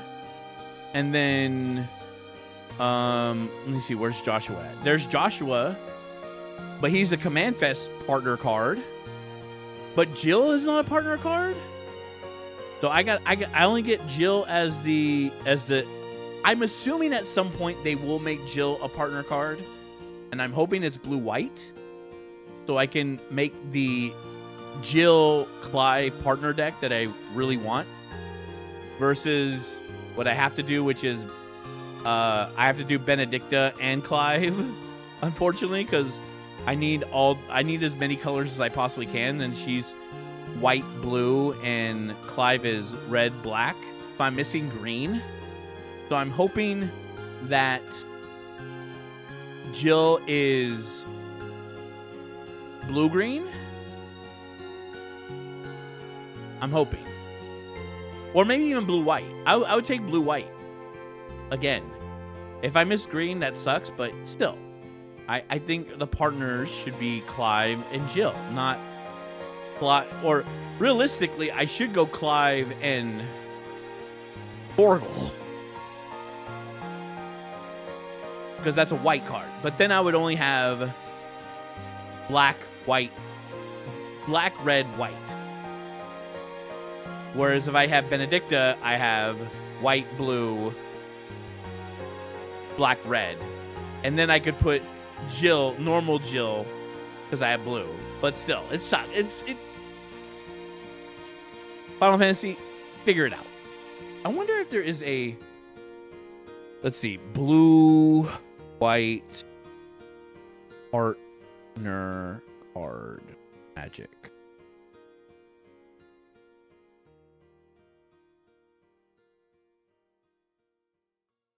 No cards found? Really?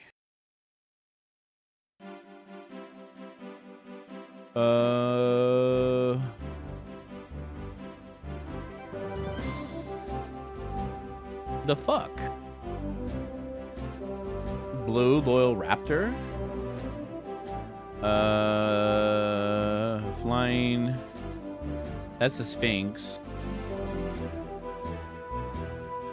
Where's the multicolor at? There's white.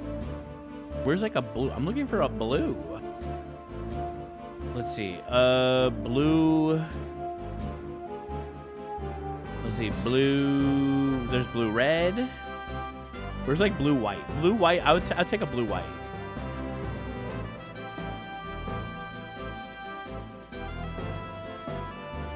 Bum bum bum bum bum bum bum bum bum.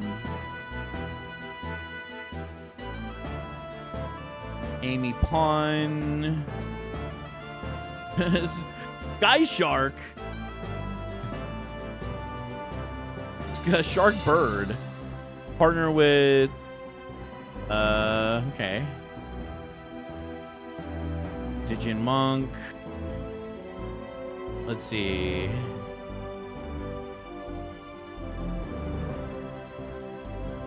There's Titus. He's a partner. Oh, I could just partner with Titus.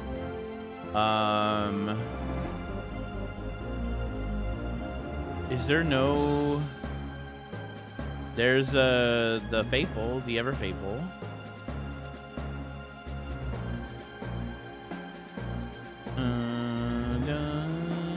Red, white.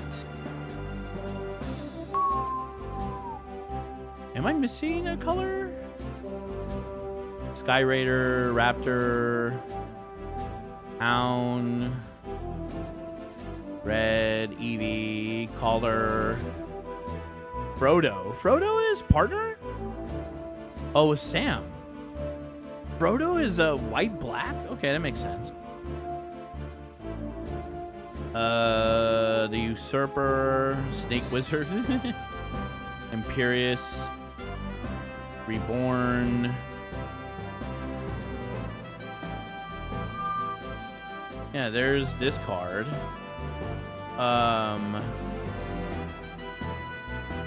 Yeah, I guess they just maybe there's just not a partner card that like appeals to the set.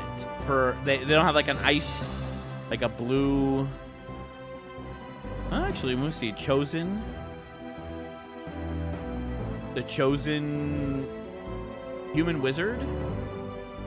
I would totally make that. Add colors for each card you've drawn this turn, partner. I could totally see that as a Jill card, maybe. Maybe, sort of, maybe.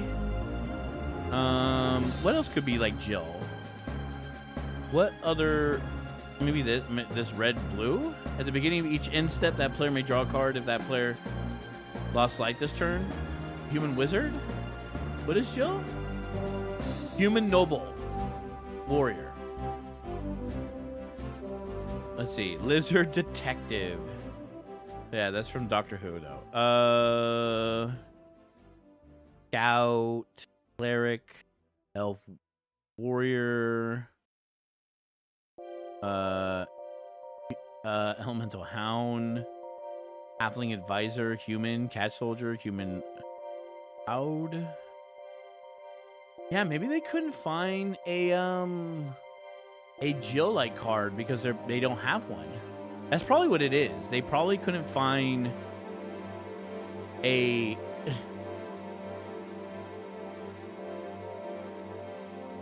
partner with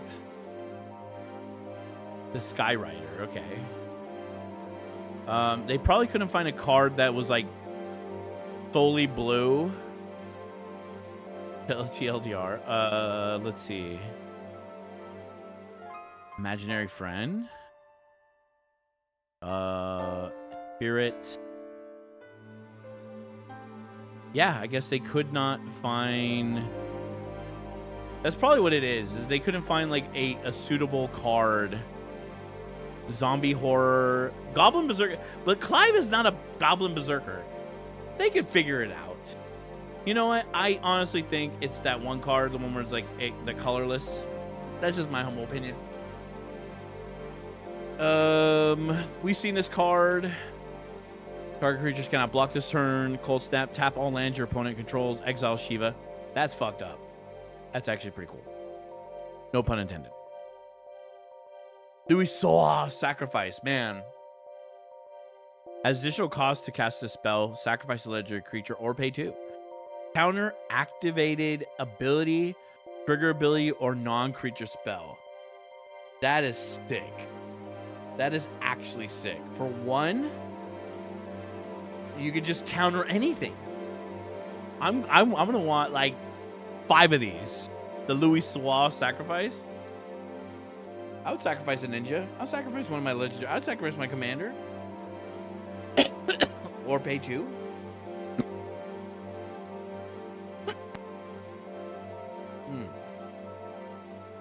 Lunar Whale. I didn't see this card.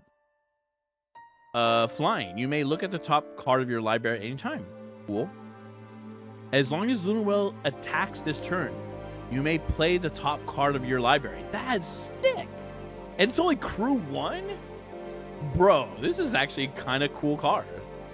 Shout outs to fucking Final Fantasy IV and one of the best airships. Magic Dampener. Cool. Shout outs to the Paragon system.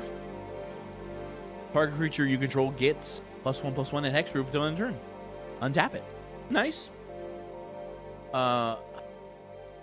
Matoya. Archon Elder. Whenever you scry or surveil, draw a card. That's definitely going to go into a surveil or scry deck for sure. Memories Return. Pretty cool. Reveal the top 5 cards of your library, then put them in your hand. Then your opponent then chooses. It's kind of like they were talking about last week. Gavin was like, he wanted to make a mini game out of this card where you draw 5 and then you put them in your hand, and then your opponent then choose an opponent, and then put one on the bottom of your library. Then they put one in the bottom of your library, and you put one in your hand, and they put one. Like, it's a mini game. It's like a weird mini game. I wonder if they get to see revealed. Choose an opponent. They pull one on. They put one on the bottom of your library, and then you put one into your hand. Then put one into the bottom of your library, and then put the other into your hand. Yeah, it's like a funny, wacky mini game, and I think it's a pretty shitty card, honestly. The Prima Vista. Flying. Whenever you cast a non-creature spell, if at least 4 mana was spent this way, the Prima Vista becomes an artifact creature until the next turn. because that's the thing that like makes you travel around. It's really cool. The fact that it doesn't need to be crude if you cast a non-creature spell mana 4 or higher, that's pretty nice. It's cheap, but it's also kind of meh. Quarian Merchant. Pay 1, draw cards, and discard a card. Pay 7, sacrifice this creature, draw 3 cards. This ability costs 1 less for each town you control. All the town cards are pretty dope. So, Quintus Tepi. Blue Magic. There's a really good artist I watch, or I look at, admire. Is that how you, like an artist that you like seeing his work? Let's see that. I like seeing his work, and he did a skit. Maybe I could pull it up. Maybe hold on. Let me see if I can pull up the joke, the reference that I'm like ha ha haing about. Ha ha ha hee hee. The ha ha hee hees. The ha ha hee hees. What is the guy's name? There it is.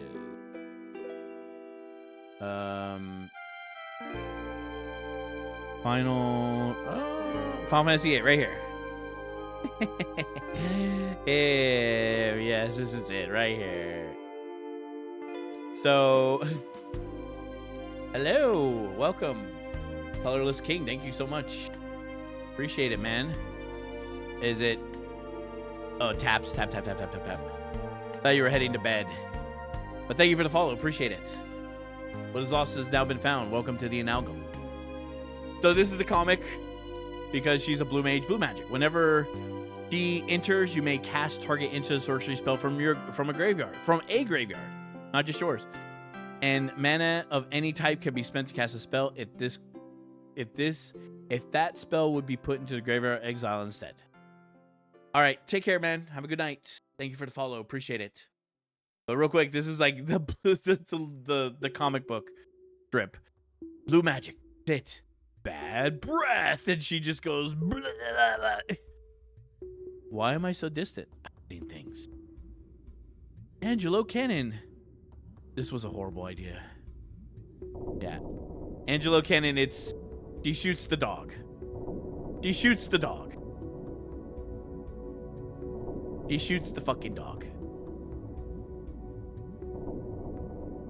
And then, so I'm no longer your instructor, you know, wink, wink, nudge, whip, whatever.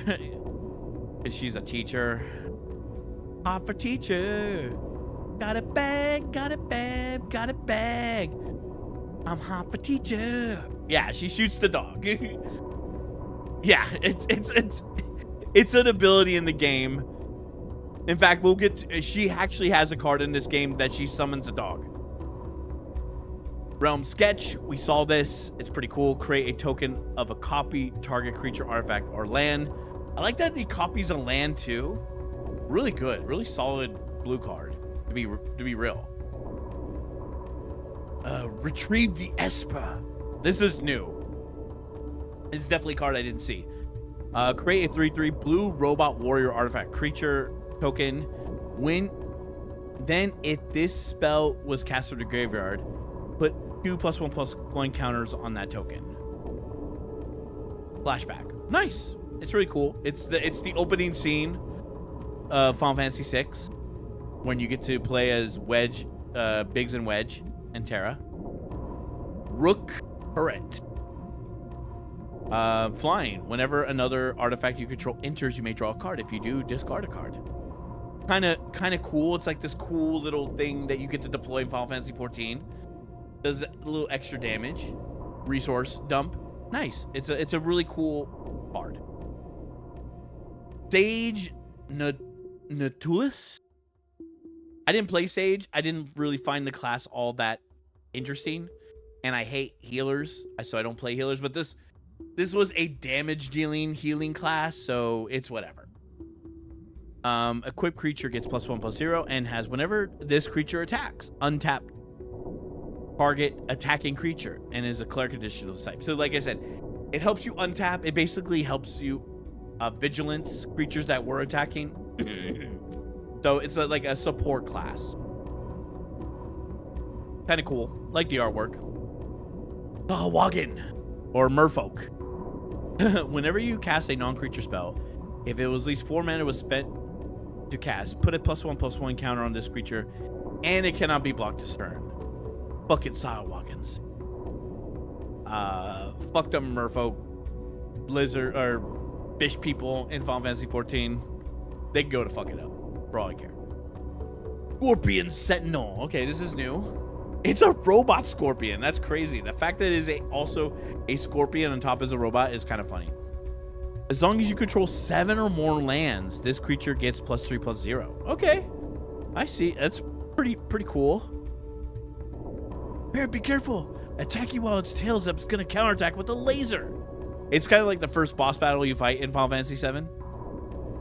Side quest. Okay, this one I was a little like, I was like, come on, really? This is definitely like, I hate it in media when media kind of gives itself a pat on the back. They're like, oh, look at us, guys, look at us. Like, there's the great show called The Bear, and you guys should seriously watch it. But literally the last season, there was an episode that was basically totally devoid of any creativity. I would say the whole season, this last season of The Bear was kind of a bad season, but there was one particular episode that was literally the worst episode. It felt like filler in anime. Like, that's how I equate it in my heart.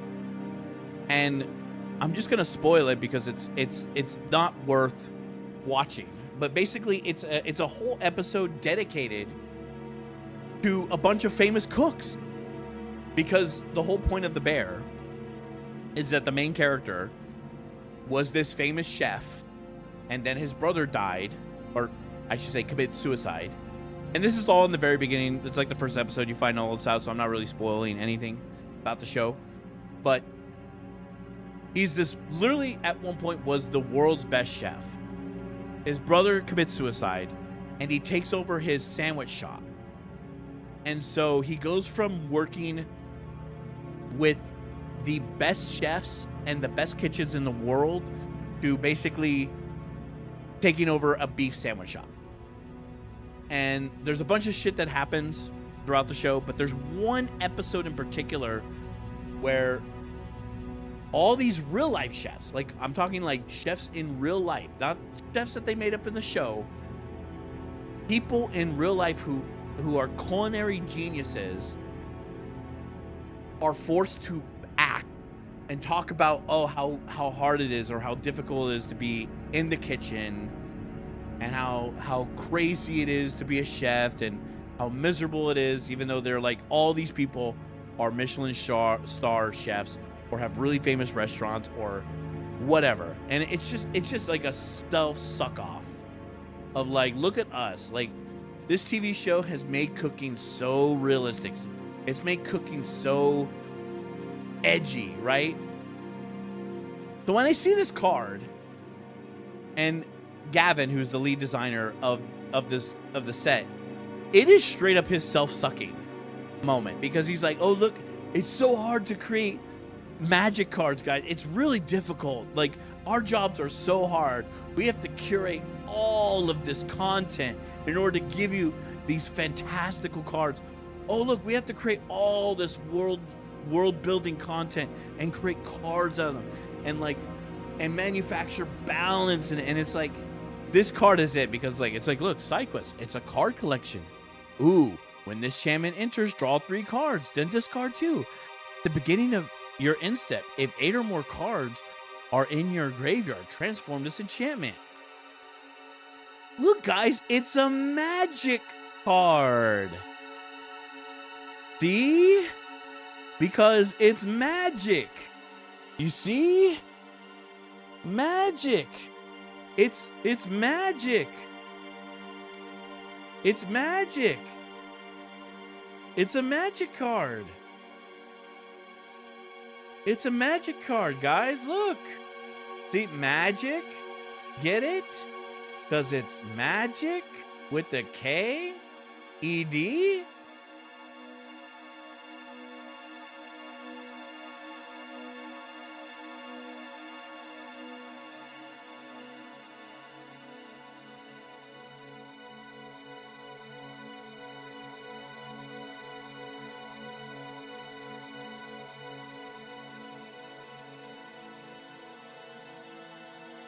And it's a one. It's a fucking one. It's a vehicle. It's a one. It's fuck this car. It's such self-sucking. Oh, let me just suck my own dick. Oh yeah.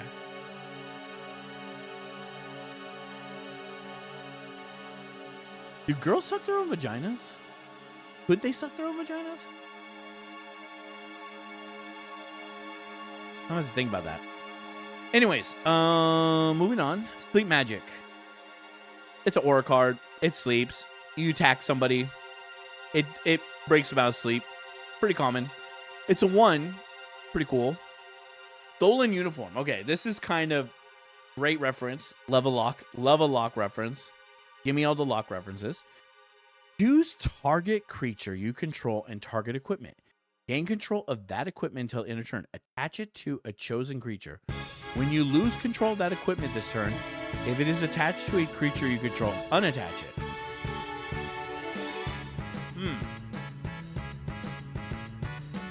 I guess this is kind of like a way to unequip a equipment card without paying the equipment cost.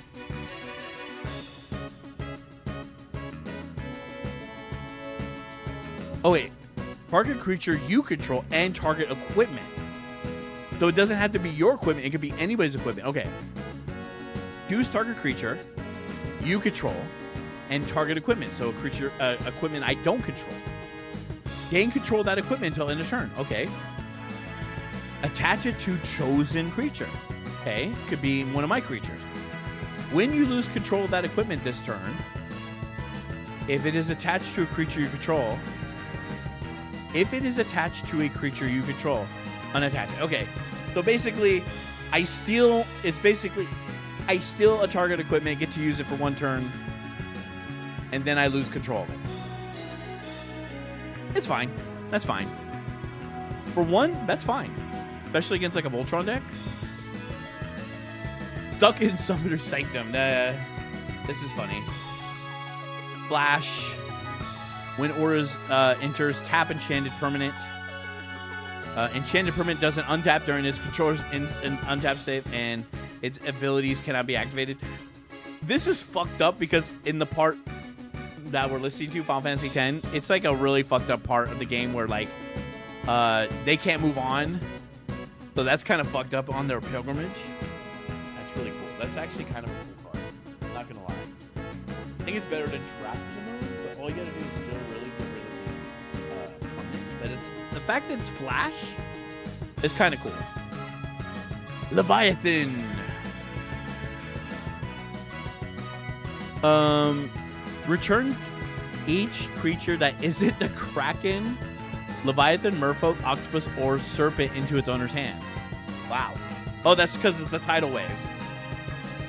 Until the end of turn, whenever a Kraken, Leviathan, Merfolk, Octopus, or Serpent attacks, draw a card.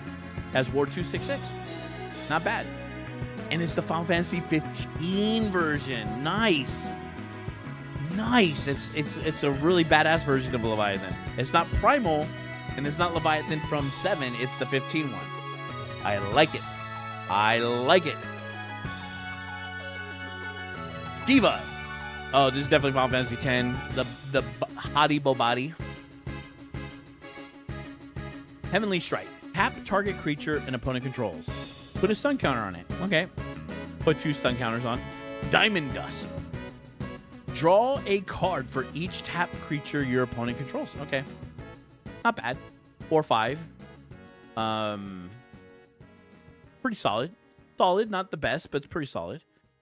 At least you're gonna get at least 1 creature because the first stun counter will be removed by the time the Diamond Dust activates. So you at least be able to draw 1 card, but maybe you can do it multiple times.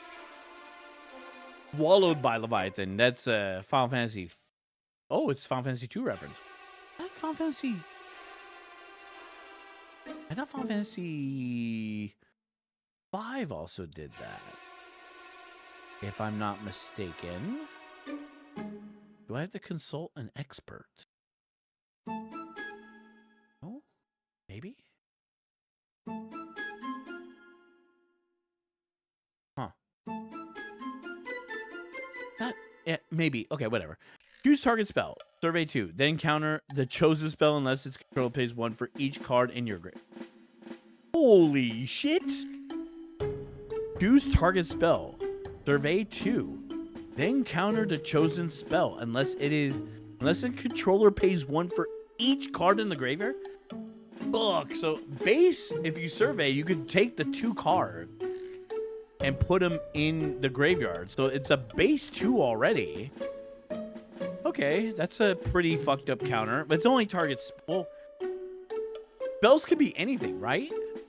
Am I right? It doesn't have to be. It could be anything. Like creature, instant, sorcery. It's a spell. Actually, that's pretty sick. Now that I think about it. Cynical Path. Okay. Ooh. Okay. Target spell unless its controllers pay X. If that spell is countered this way, exile it instead of putting it into the graveyard. Okay. So it's 1 counter unless they pay X, which means you could dump more into it. And then if the spell is countered this way, exile it instead of putting it into owner's graveyard. This is fucking cool. I hope I get more of these cards. Holy shit, that's a really good counter. Thief's Knife. Solid. Whenever a creature deals combat damage to a player, draw a card. Okay. And it's a rogue, it's additional type. Put 4 though. Kind of expensive, to be honest. Travel the overworld. Nice. Affinity for towns. This costs 1 less for each town you control. Nice. Draw 4 cards. Pretty solid card. Ultros. They did this on the stream the other day. Whenever you cast a non-creature spell, if at least 4 mana was spent to cast this, tap target creature an opponent controls and put a stun counter on it. Whenever you cast a non-creature spell, if it was at least 8 mana was spent to cast it, put 8 +1/+1 counters on Ultros. Because the 8 tentacles, it's fucked up. This is like a good but bad card at the same time. It's like a good bad card. Valkyrie aerial unit, nice. Affinity for artifacts, costs 1 less. Flying. Oh, it's not a vehicle. It's an actual artifact creature. It makes sense because it does work automatically, and when it attacks you during the Shinra escape, when this creature enters survey 2. Okay. Cool. Water crystal. Okay. Blue spells cost 1 less to cast. If an opponent would mill 1 or more cards, they mill that many +4 instead. Oh my god. God damn.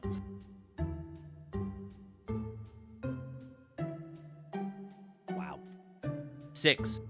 Each opponent mills cards equal to the number of cards in your hand. Oh my god. Oh, that's so fucked. Oh, wow. That is so fucked. Damn. And there's heuristic studies in this set too. Woo-hoo-hoo. Okay. Calm down, Michael. Calm down. All right. Legendary creature, Cat Druid, Y'shtola. And this is before she became Hot Mommy. This is her base form. This is her base cat girl form. Before she became, like, too hot to handle. At the beginning of your instep, exile target creature you control, then return it to the battlefield under its owner's control. Then, if it is the first instep of the turn, there's additional instep after this step. That is, okay. So she's like the Sphinx, and she flickers out things. The landfall would be pretty hot. At the beginning of your instep, exile target creature you control. Then return it to the battlefield under its owner's control. Then, if this is the first instep of this turn, there's an additional instep after this step. This is... Yeah, as I suspect, the ethereal disturbance here is no natural occurrence. Ultimisa, temporary threat. When Ultimisa enters, tap all creatures your opponent controls. Whenever a creature you control deals combat damage to a player, draw a card. Whenever a creature, not her. That's a pretty solid card. Solid card. Ari went through. The Albed Scavengers. I think this was also part of the preview. Whenever this creature or another creature or artifact control dies, target opponent loses 1 life and you gain 1 life. We found the airship. The records were right. Oh, this one is like such a fucked up card. Like straight up. Irden, the Usurper.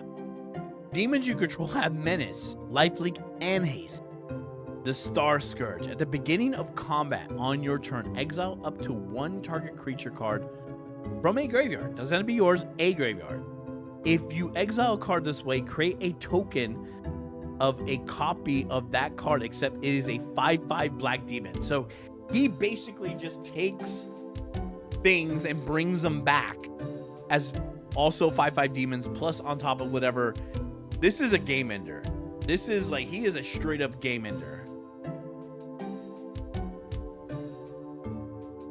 Which is why he's 8. But man, like, what a card. What a good card that is. Such a game ender. He's a game ender for sure. Black Mage Rod. Pretty self-explanatory. They've explained this card weeks ago. Diesel, one of the first preview cards. They've explained this card. Circle of Power. They explained this card. All right, Cornered by Black Mages. This is definitely new. Fucking target opponent sacrifices a creature of their choice. Create a 0/1 Black Wizard token with a whenever. Okay, interesting. So it is a creature destruction spell, and you get a wizard token out of it. All right, not bad. It could be better. Dark Confidants is definitely something they previewed. At the beginning of your upkeep, reveal the top card of your library and put that card in your hand. You lose life equal to its mana value. Fare you well, Bringer of Light. Dark Knight Greatsword. You must pay 3 to activate only once per turn, each turn. So in order to activate its equipment, it gets +3/+0. It costs life. But the one thing they didn't really take into account is that the Dark Knight class is supposed to suck life back in. You're supposed to get life every time you take damage, and then you deal damage, but then you siphon life from your opponent. But there's no life link here. You just get +3/+0, but then in order to activate it, it costs 3 life. Not a good card. Darkness Crystal. Darkness. Black spells you cost 1 less to cast. If a non-token creature of an opponent control would die, exile it and you gain 2 life. Oh, that's so fucked up. 6. Put target creature card exiled with the Darkness Crystal into the battlefield tapped under your control with 2. Oh, so you get to choose a creature. Okay, that's interesting. That's very interesting. It's not the... it's really fucked up. If a non-token creature an opponent control would die, exile it, and you gain 2 life. And then if you pay 6, put target creature exiled with the Darkness Crystal into the battlefield tapped under your control with 2 additional. See, that's good. It's like a good bad, but it's like if your opponent controls it. If it was like creatures I controlled, this would be a hell of a lot sicker. But it's your opponent. Demon Wall, they talked about this earlier. As long as this creature has counters on it, it can attack as though it didn't have defense. That's kind of funny. Evil Reawaken. Okay, this is new because I didn't see this card. Return target creature from your graveyard onto the battlefield with 2 additional +1/+1 counters.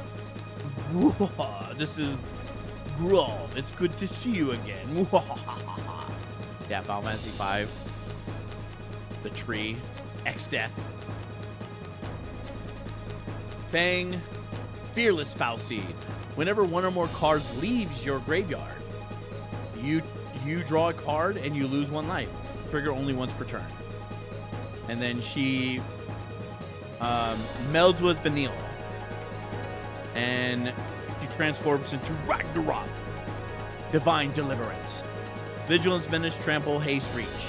When Ragnaroks die, destroy target permanent and return target non-land permanent card from your graveyard onto the battlefield. Pretty sick, pretty sick. Fight On. Return up to 2 target creature cards from your graveyard to your hand. Okay. The Final Days. I think I saw this one before. Yeah. Create 2 tap 2/2 black horror creature tokens. If the spell was cast from your graveyard, instead create X of these tokens, where X is the number of creatures in your graveyard. That's pretty sick too.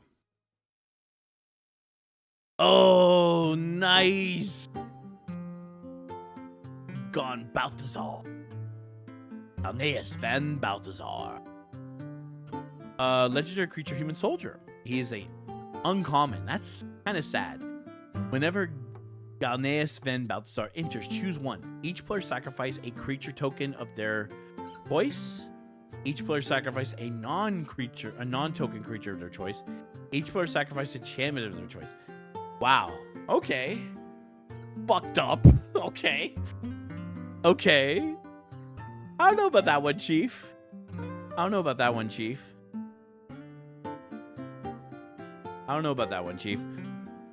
Yeah, whenever this creature enters, each opponent discards a card. Kind of fucked up, but, you know, it is what it is. Jick! Reluctant Guardian. Yeah. I saw this card, but I didn't really read it. Whenever Jace deals combat damage to a player, you may exile it. Then return it. You may exile... Oh, so it's anytime he does damage to a player. When Jack deals combat damage to a player, you may exile it, then return it under the battlefield, transform under control. Wow, okay. Jack Beam. Each opponent discards a card, and you draw a card. Okay. And then the ultimate Jack Shot is each opponent sacrifice 2 creatures of their choice.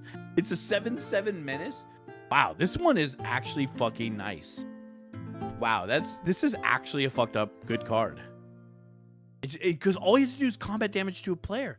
There's not like a not set limit. He just transforms into the final Aeon. Whew. Whew.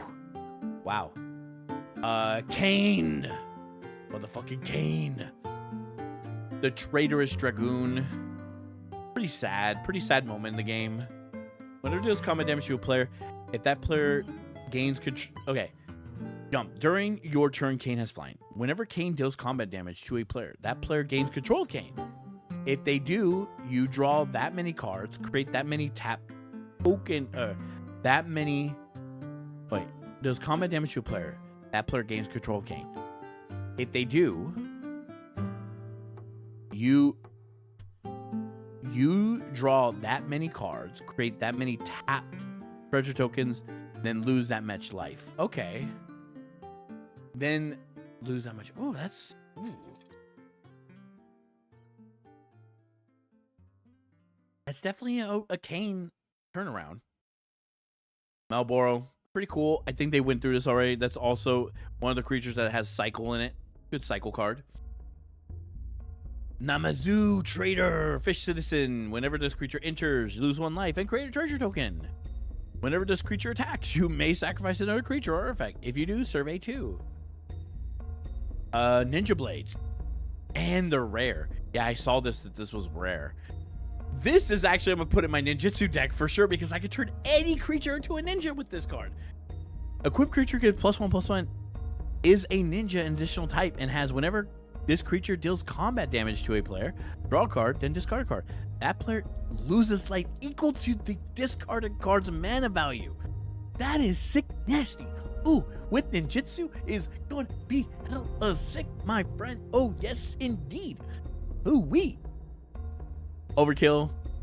I thought that's pretty clever. Negative 99999 until end of turn, because that's the most damage you can do in Final Fantasy X. Phantom Train. I saw this on. This kind of got spoiled to me. Trample. Sacrifice another artifact or creature. Put a +1/+1 counter on this vehicle. It becomes a spirit artifact creature, an additional type. So you can't actually crew it. You have to actually sacrifice in order for it to actually activate as a creature until end of turn. Pretty fucked up. Poison the water. Thought this a million times. Gerbrit Foray. They previewed this last week. Reno and Rude. I think this is new. Legendary creatures, human assassin, menace. When Reno and Rude deals combat damage to a player, exile the top card of that player's library. Then you may sacrifice another creature or artifact. If you do, you may play the exile card this turn, and mana of any type can be played to cast it. Yeah, so it's okay because you get to play their top card, but in order to do so, you have to sacrifice a creature or artifact. Resentful Revelation.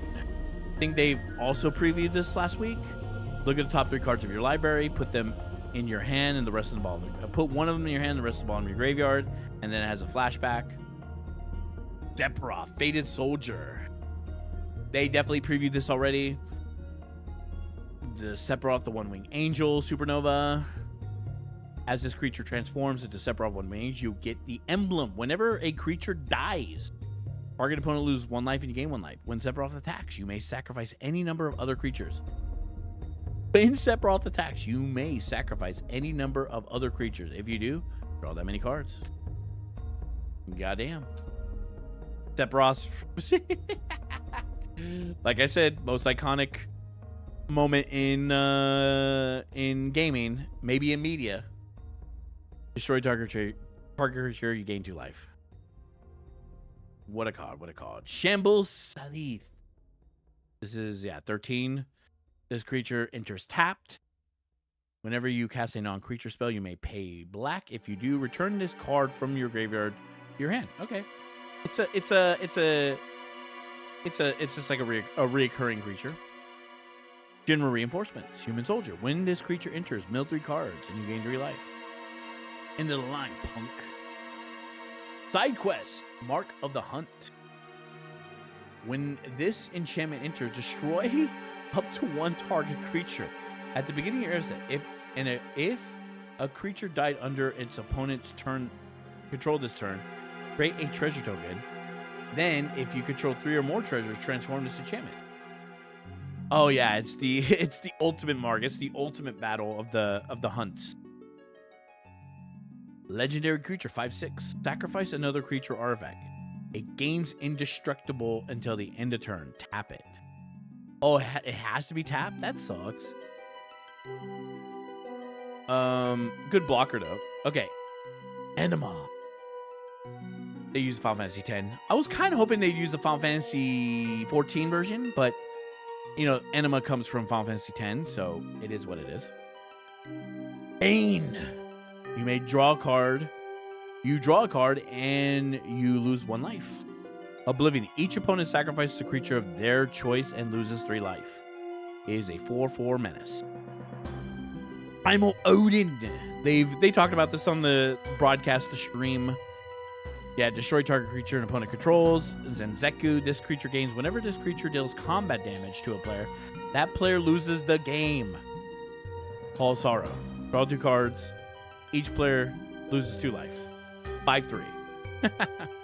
The Elder Primal Odin has returned to Eorzea. That's the alert that you get in the game. Tomberry, one of the first cards. Undercity Dire Rat. Rat Tail. Whenever this creature dies, create a treasure token. Okay, not bad. 2 for 2, and when it dies, creates a treasure token. Venit Treachery. Kicker. Sacrifice an artifact or creature. Target creature gets -2/-2 until end of turn. If the spell was kicked, that creature gets -6/-6 until end of turn. Okay. Vincent Valentine. Man, I wanted to make a deck out of him, but the fact that he's mono black doesn't really help. But whenever a creature an opponent controlled dies, put a +1/+1 counter on Vincent Valentine equal to that creature's power. When Vincent Valentine's attacks, you may transform. Trample lifelink. When Gillian Beast dies, return it to the battlefield tap, face up. So he just... I wonder what happens to the counters, though. I wonder if he gets to keep the counters. That's the rule set I need to look up. Is that when he flips, does he keep the counters? Interesting. Vincent Valentine limit break. Tethered and choose one additional cost. Until the end of turn, target creature you control gains whenever his creature dies. Return it to the battlefield tap under its owner's control. It has the chosen base power and toughness. Hellmaker, Hellmass 7/2. Def Gigas 5/2. The beast is 3/2. Xenos. Von Galvis. My first friend. Really good card. I saw this. When Xenos Von Galvis enters, you may choose a creature an opponent controls. Until the end of turn, creatures other than Xenos Van Galvis and the chosen creature gets -2/-2. When the chosen creature leaves the battlefield, transform him. He becomes the Shinryu Transcendent Rival. Fine. As this creature transforms into Shinryu, choose an opponent. Burning Chains. When chosen player loses the game, you win the game. Oh my god. I love it. I love it. So good. Zodiark, Umbral God. They talked about this on the stream. And it's the incomplete version of Zodiark. It's kind of like a weird kind of ploy. Kind of like a what's the word I'm looking for? It's the switcheroo. It's definitely a switcheroo in Final Fantasy XIV Endwalker. Dead Embrace. They've talked about this. Destroy target creature and opponent controls, then draw a card for each creature that died this turn. Seymour Flux. I think they talked about this in the stream too. At the beginning of your upkeep, you may pay 1 life. If you do, draw a card and put +1/+1 on Seymour. Your hope ends here, and your meaningless existence with it. Barret, Human Rebel, Reach. Whenever Barret attacks, it deals damage equal to the number of equipment creatures you control, or equipped creatures you control to defend player. Whenever it attacks, it deals damage equal to the number of equipped creatures you control to defending player. Okay. Blazing Palm. Whenever you cast a non-creature spell, if it was 4 mana, at least 4 mana was spent to cast, put a +1 on the creature. Blow it up. Sacrifice this creature. It deals damage equal to its power to target creature. Activate only as sorcery. Called Mountain. I think they talked about this on the stream. It's a good mountain card. Creates a bird with landfall. Has flashback. Really good card. Darko Comet. Deals X damage to player, to any target, I should say. Create a 2/2 green bird token with whenever he has landfall. Clive, they definitely showed this off at the reveal, at the panel at PAX. Coral Sword. I think they also did this at the, yeah. This is basically Hidden Dagger. It's just Hidden Dagger in Final Fantasy. Equip this. It comes attached to target creature you control, gains first strike until end of turn, +1/+0. Fire Crystal. Okay, this is going to be nice. Red spells cast 1 less to cast. Creatures you control have haste, so it's like anger. Play 6. Create a token that is a copy of target creature you control. Sacrifice it at the beginning of your next end step. Okay. Okay. It's okay. It's okay. I bet there's like some cool combinations, some big brain, unga bunga, like status with this card, I bet. I just can't think of anything right now. Let's see here. Getting pretty late. I gotta hurry. I gotta wrap this up. I'm gonna have to wrap this up pretty tight. Pretty tight. That means I'm gonna have to go a little bit faster, guys. A little bit faster. Okay. Fire Magic. We already saw that. They've already previewed him. They've already previewed her. They already previewed Gilgamesh. Ace Magic, they've already previewed. Heal Gigas, they previewed. Item Shopkeeper. I think this is probably new. Right? Is this new? Actually, you know what? There's a way to make this faster. You can go reset filter and just show new cards. Idolin, Beatrix. Oh, I guess she's a new card. Okay. Robot Warrior. Oh, she's a new card. A lot of art card. Vincent. Lightning. No, that was previewed. All these birds were previewed. Oh, Rydia. Okay, she's new. Wonder if they ever made Rydia. There's the dog, by the way. If you're still here, Angelo. That's the dog that she creates. Angelo literally is a oh, Darkstar. That's the Rufus's pet. I guess there's a Rufus card. Laughing Mad. As additional cost to casting a spell, discard a card, draw 2 cards, has flashback. Nice. Light of Judgment. I think we reviewed this last week. I thought it was pretty lame that it was a common. They previewed this card already. Nibelheim Aflamed. Okay, this is definitely new. I've not seen this card. Choose target creature you control. It deals damage equal to its power for each other creature. If this spell was cast from the graveyard, discard your hand and draw 4 cards. Okay. Not bad. Not bad. Opera Love Song. Prompto's Armaments. That's so funny. It's the selfie shot. Whenever you cast a non-creature spell, if there's 4 more to cast this, create a token. Okay. That's pretty funny. Queen. Random Encounter. We reviewed that. We reviewed that. We reviewed that. We reviewed that. We reviewed that. Cypher. Did we review Cypher? Or did they reveal Cypher?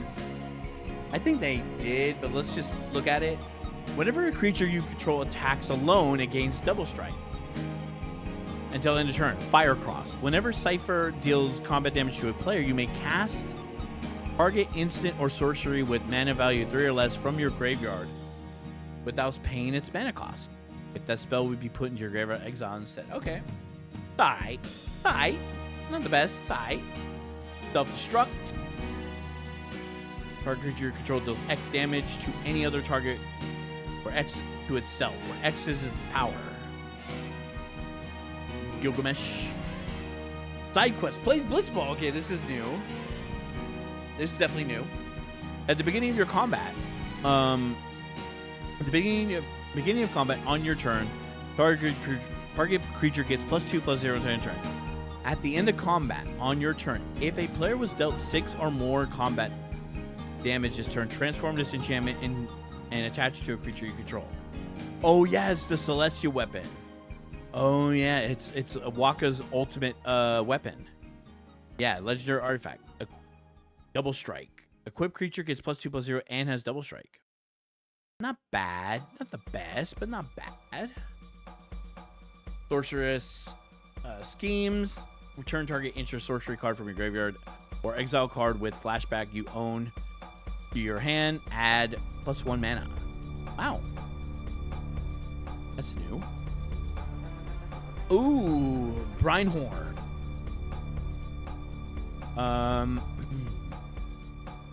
Or Brine to here. This 13. Who's the? I don't remember this card. Chain. Exile the top part of your library during your turn. Put a lore counter on this saga, then you draw a card. Gestalt mode. When you cast your next creature's turn, it has haste until the turn. Okay. Not familiar with this card. I don't remember 13 that well. I don't remember this. I know it's got to be a Falseed, but I wonder who pilots it. Ramu, Esper Ramu. Oh, it's a Styx reference. Nice. Judgment Bolt. This creature deals damage equal to the number of non-creature, non-cards in your graveyard to target creature or of an opponent it controls. Wizards you control get +1/+1/+0 to end turn. Okay. The Cerberus that was previewed. Ifrit, Guardian Forest. You may discard a card. If you do, draw a card. Add 1 mana. Not bad for a human. Duplex. God bless them. God bless you, Magic. Thunder Magic was already previewed. Triple Triad was already previewed. Unexpected Request was previewed. Van. Whenever one or more scout, pirates, or rogues you control deal combat damage to a player, exile the top card of that player's library. You may cast it. If you don't, create a treasure token. Whenever you cast a spell you don't own, put a +1/+1 counter on each scout, pirate, and rogue you control. Wow. That's going to be fucking nasty for some pirate cards. Warrior Sword. 3/2 in the Warrior's additional type. I like the throwback art. That's definitely like the ponytail. Sword Chucks. I really wish they would have added the sword chucks. Zell, that was really one of like the very first preview cards. Gets +1/+0 for each land you control. That's actually pretty hot. And you can play additional land this turn. At the beginning of your end step, you may return land you control. You return land you control to its owner's hand. Oh, return a land you control to its owner's hand. Judgment Bolt. Security Sergeant. Airship Crash. This was already previewed. Ancient Amistoid. Pretty awesome reference. Vigilance Ward 3. Damage isn't removed. Damage isn't removed from this creature during its cleanup step. All damage that would be dealt to you and other permanents you control is dealt to this creature instead. When this creature dies, exile it and create 10 tap treasures. Yeah, it's like the Final Fantasy 15 boss battle. Yeah, there's a lot of cards. And we're barely on green. We're the next... We still have colorless. Oh, no, this is multicolored. Then colorless. And then lands. So we're barely on green. But I gotta wrap this up because it's getting late. T-Rex. They previewed this already. I'm just trying to go through the cards that they haven't previewed. They previewed the Bard's Bow. Definitely previewed him. Okay, Blitzball Shot. This is new. Target control gets +3 and gains trample. Oh, no, they did. It's target creature. I was not upset, but I was pretty like, oh, really? I thought this was basically a Overrun, but it's only target creature. Overrun is all creatures get +3/+3 and trample till end turn. Cactuar, previewed that. Chocobo Kick, they previewed that. Racetrack, they previewed. Clash of the Icons. Okay, this is definitely new. Target one or more. Choose one or more. Target creature you control fights. Target creature an opponent controls. Remove a lore counter from target saga you control. Put a lore counter on the target saga you control. Okay. It's a messy with the summons. I dig it. Coliseum Behemoth. Definitely previewed already. Being with the Beavers already previewed. Diamond Weapon. Nice. This is definitely new. Oh, it's uncommon though? Okay. What the fuck? This spell costs 1 less for each permanent in your graveyard. It has reach. Immune. Prevent all damage that would be dealt to Diamond Weapon. Wow.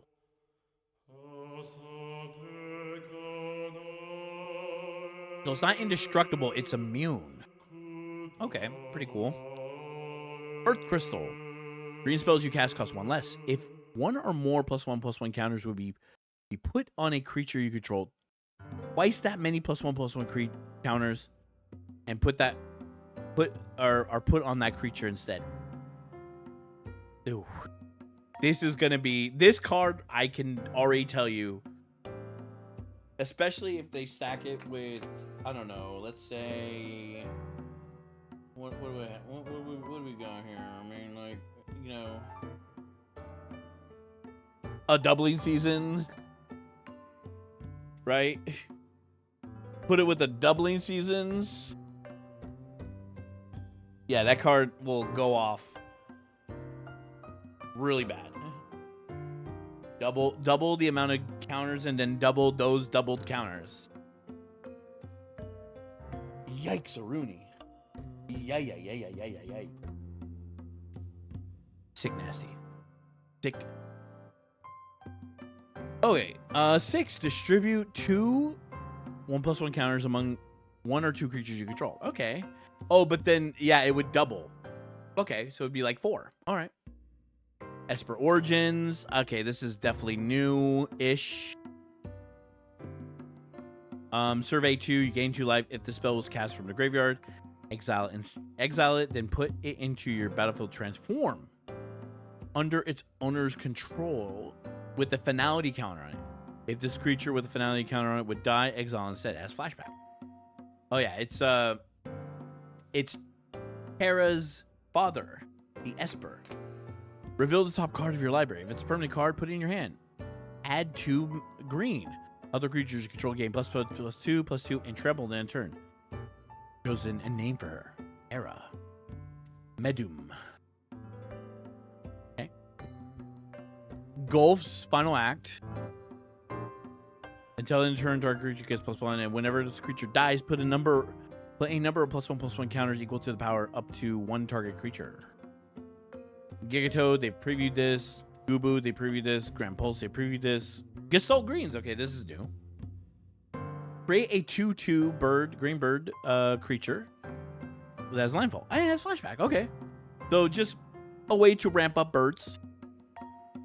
One of the first cards they've ever previewed. Labyrinth Scout, okay. They previewed this card. They previewed that card. They previewed that card. Okay, this is definitely new. Who Reach the Horizon. Search your library for 2 basic land cards and or town cards with different names. Put them onto the battlefield tap, then shuffle. Yes, it's goodbye, City of Mako. Nice. A Realm Reborn. They previewed this already. Ride the Shupoo. They previewed this already. Rydia's Return. Too bad there's no Rydia card. Choose 1. Target creature you control gets +3/+3 until end of turn. Or return up to 2 target permanent cards from your graveyard to your hand. Are you okay? You should be able to move now. Shaz, they previewed. Shaz's Chocobo, they previewed.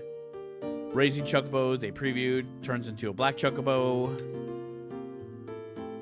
Fat Chocobo, they've already previewed. Fenrir, okay, this is definitely new. Crescent Fang. Search your library for basic land card, put it under your battlefield, then shuffle. Heaven's Ward Howl. When your next cast a creature spell this turn, the creature enters with additional +1/+1 counter on it. Ecliptic Growl. Draw a card if you control a creature with the greatest power or tied for the greatest power. Okay. Titan. I think they previewed this card as well. Summoners, they previewed that. Previewed Terra. Limit Break. I think they previewed this as well. Torgold, they previewed this. Town Greeter, they previewed this. Traveling Chocobo, they definitely previewed. Vanille, they definitely previewed. At the beginning of your main phase, if you both own and control Vanille and a creature named Fang, you may pay 5. If you do, exile them and then turn them into Ragnarok. Absolute Virtue. Okay, they previewed that. They previewed Sid. Hope, they previewed. Titus, they previewed. Image Suck, they previewed. Gobez. No, they have not previewed. So, whenever an artifact you control enters, survey 1. At the beginning of your end step, if you control 4 or more artifacts, return target creature from the graveyard to your hand. Then, if you control 8 or more artifacts, each opponent loses life equal to the card's power. Okay. Locke, they previewed. They definitely previewed her. They definitely previewed him. Definitely previewed him. They previewed. Oh, they do have Rydia. Nice. Way to go. This is definitely new. Rydia. Summoner of Mist. Human Shaman, landfall. Whenever you control, you may discard a card. If you do, draw a card. Summon. Return target saga card with mana value X from your graveyard to the battlefield with a finality counter on it. It gains haste until the end of turn. Activate only as sorcery. Nice. Nice. Terra. This is the card I really want more than any other card. Garnet.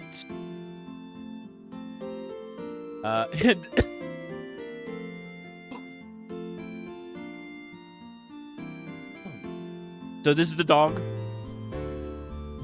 And Angelo Cannon. When Rayona Hartley enters, create a Angelo, legendary 1/1 green and white dog token. Angelo Cannon. Whenever Riddy attacks another target creature, you gain +1/+1 until the end of turn for each creature you control.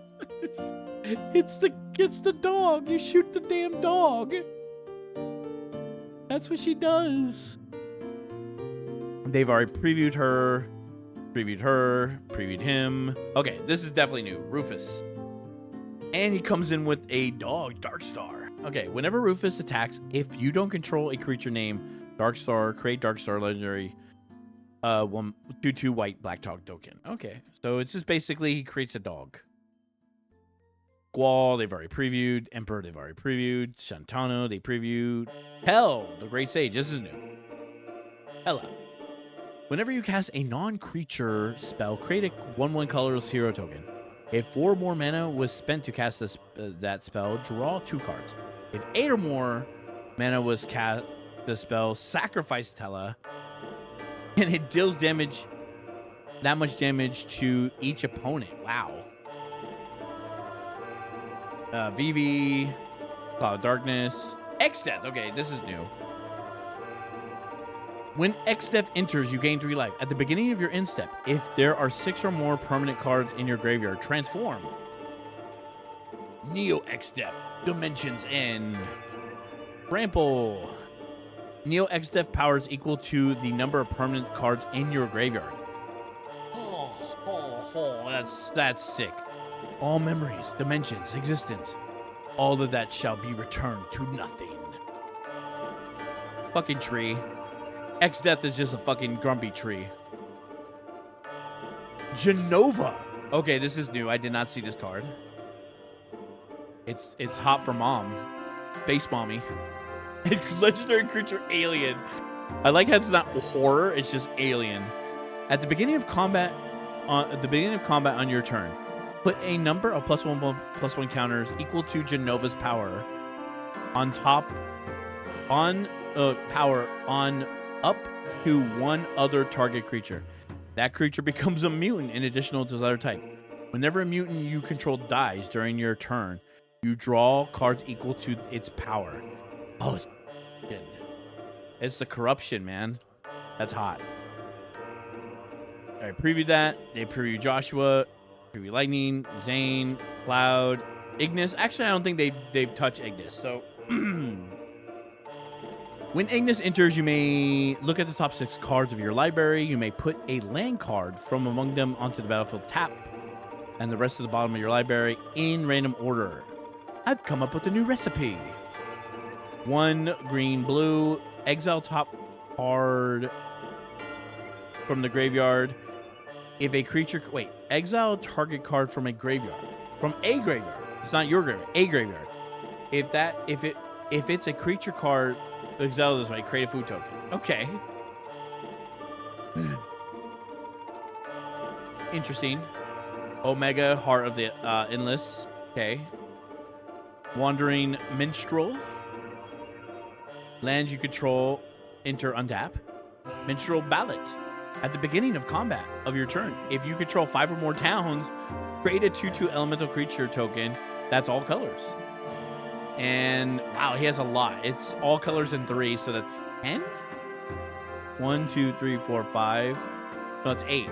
Other creatures you control get XX until in a turn where X is the number of towns you control.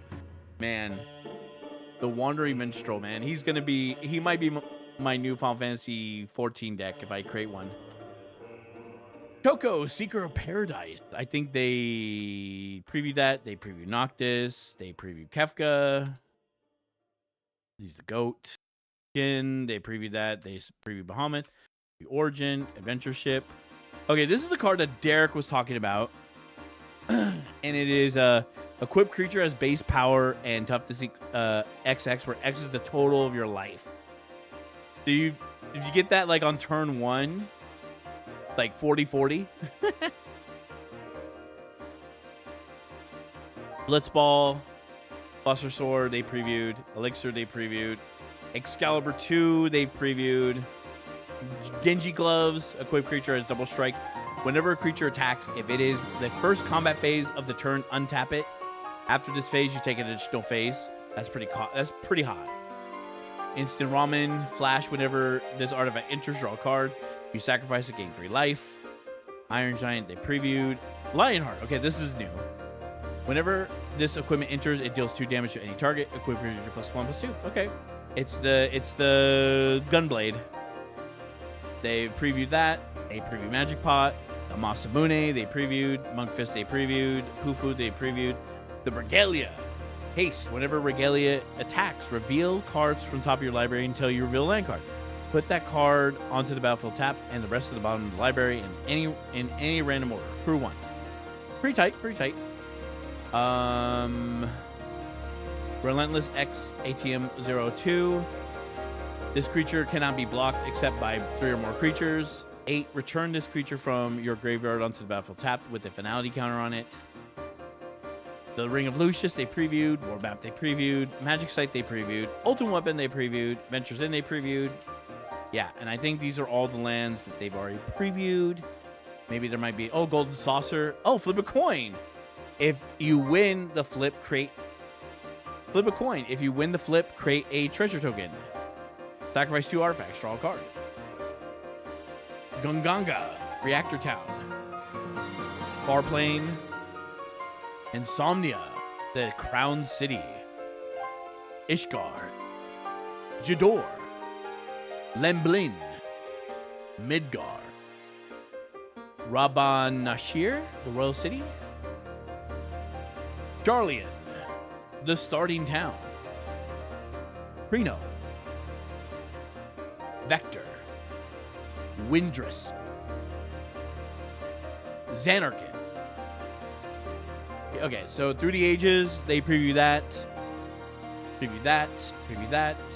Ooh, oh yeah, they previewed that. Squall. Noctis. That's gonna be my commander for that's gonna be my commander for my Final Fantasy 15 deck. All creatures gain trample and haste until end of turn. Put +1 counter target creature. Target player gains 5 life. Yeah, that's gonna be my commander card. This is new. Lothan the Third. When she enters, destroy up to 1 target artifact or enchantment. You and target opponent each draw on a card. Okay. They've already previewed that one. They've already previewed this. Imperial City. They've already previewed that. Wild Rose Rebellion. Counterspell. Yeah, they previewed that. Terra, fortunately, is Urza. Previewed. Endwalker. The Crystal Tower. The Cryptic Tower. Okay. Yeah, Laboratory. He previewed that. Stay With Me. Ristic Studies. I paid so much money for Ristic Studies, and I could have waited for this version of Ristic Studies. Oh, it's fine. I'm not mad. Ida Kamer. Flash. Creature cards you could that aren't okay. Creature cards you own that aren't on the battlefield have flash. Each opponent can cast spells only anytime they could cast a sorcery. Ooh, they can't cast instants. Each opponent can cast spells only anytime they could cast a sorcery. Okay. Kefka Towers, the Bolus. Yep, Dark Ritual. Battle the Bridge. Obez. The Emperor. Baron Rivalry. Okay, this is new. Gentano's Consortium. Diabolical Intent. Okay. As additional Cost to cast a spell, sacrifice a creature. Search your library for a card. Put that card into your hand, then shuffle. Wow, it's like, okay. It's a tutor card. Shadow Lord, they previewed that. Suk, they previewed that. They definitely previewed Arden. That was one of the first previews. Gilgamesh. Kefka. Oh, he's Indestructible God. Okay. Van, the Sky Pirates. A Promise Fulfilled. They previewed that. Dawn of the Warrior's Light. Yes, they previewed that. Cloud. They previewed. Zan, they previewed. Princess Sarah. The Lost but Seeking. Yes, they previewed. Cloud Dungeon. Fallacy Paradise. Newfound Adventure. Yes, they previewed. Astral Titan. I think this is one of the prime. These are one of the cards that are banned. They were talking about this. They previewed that. Shadowbringers. Previewed.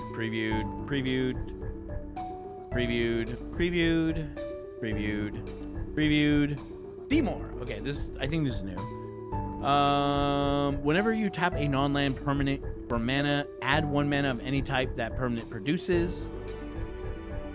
5. Look at the top 5 cards of your library. You may put a non-human creature card from among them onto the battlefield. Put the rest of the bottom of your library in random order. Okay. Yes. Oh, he has partner. Hades has partner? Damn. Scry. He's a Merfolk wizard.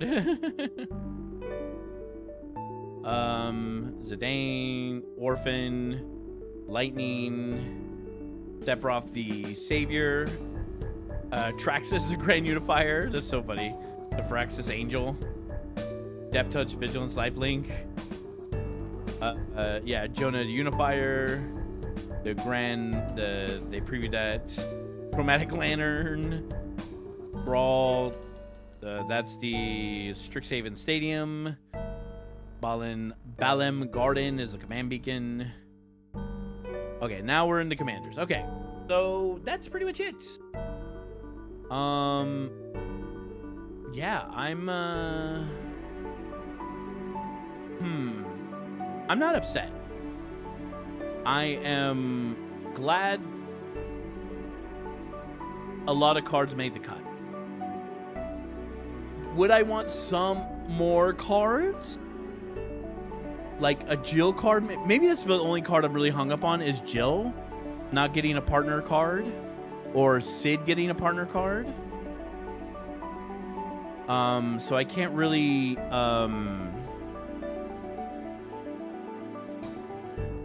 I can't really fault them, I guess. And obviously I would like another. They did make a Lock card, they did make an Edgar card, but they didn't make a Sabin card. There's only one version of Sabin. I'm trying to go to it right now. See, there's Gogo. Yeah, right here. He's like a solid red. Double Strike Blitz. Discard a card.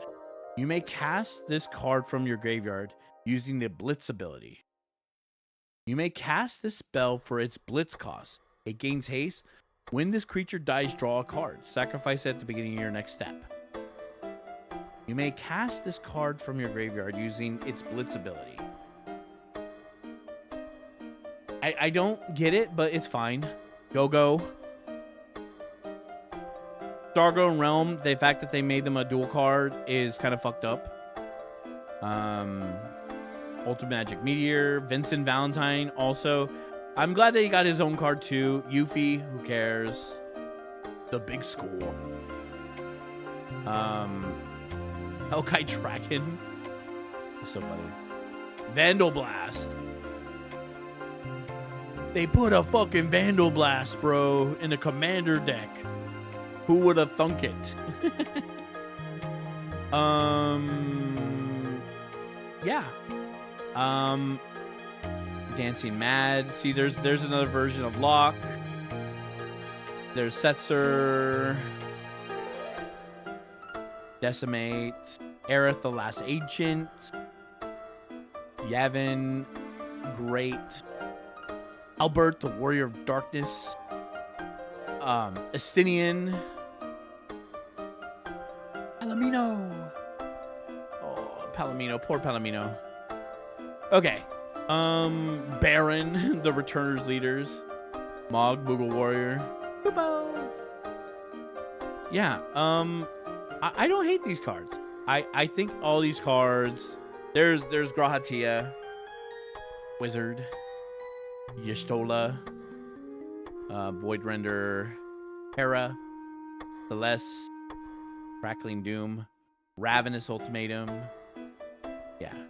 These are, like, I am not disappointed at all. Is it going to be hard to make a Final Fantasy 13 and 15 deck? We will see.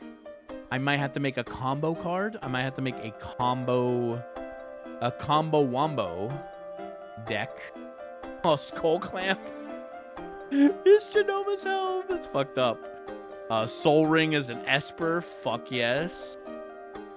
Oh, the sad robot is the Magitech suit. I remember that. Talisman of Conviction. Oh, it's Locke's. It's Locke's bandana. Talisman of Domination. He hunts the masks. The Ascians used me, as he used so many others, all to further the restoration of his wretched god, Gauneus Balzar. Talisman of Progress. Oh my god, it's the Louis Swalcane Thought Vessel. Nice. Home of Legends. Yeah, these are all great cards. I am good job. Good job, Magic. You did it. You know, I did make fun of you earlier on tonight with the whole self-sucking with the Magic card bit. But you did good. You did good. This is a good set of cards. And I hate that I'm going to spend a lot of money on this shit. That's where I'm at. That I just hate the fact I'm going to spend moolah. Dosh. But yeah, it's late. I think I've been streaming for 3 hours. Wow.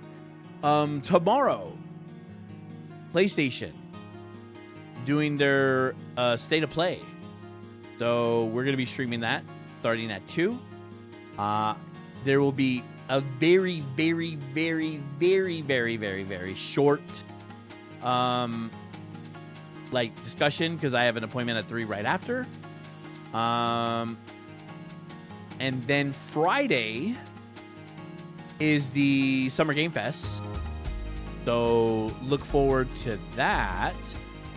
And then, I don't know, we'll see what my schedule... I'm working kind of like two and a half jobs right now.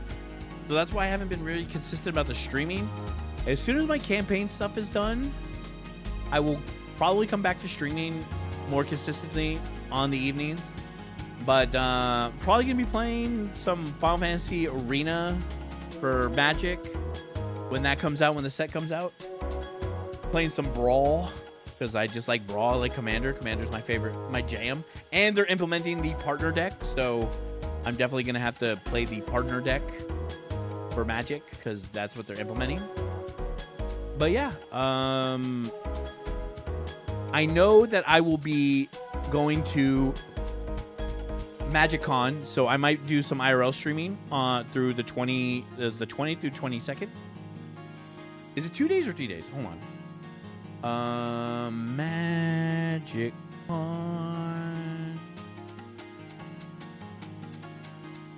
MagicCon. What is the days? It is the 20th to the 22nd. So Friday to the Sunday. We're leaving that Friday super early. I would like to leave Thursday, but we didn't get the room for Thursday, so it is what it is. Yeah. Fun times. Yeah. Had a blast. Thank you so much, everybody, for tuning in. Thank you to the new followers. Thank you, Sergeant Salt, for your great website. Your website was amazing. Keep it up. I subscribed to the Patreon, or I followed the Patreon, I should say. And yeah, I'm gonna call it there. Thank you guys so much. Have a good one.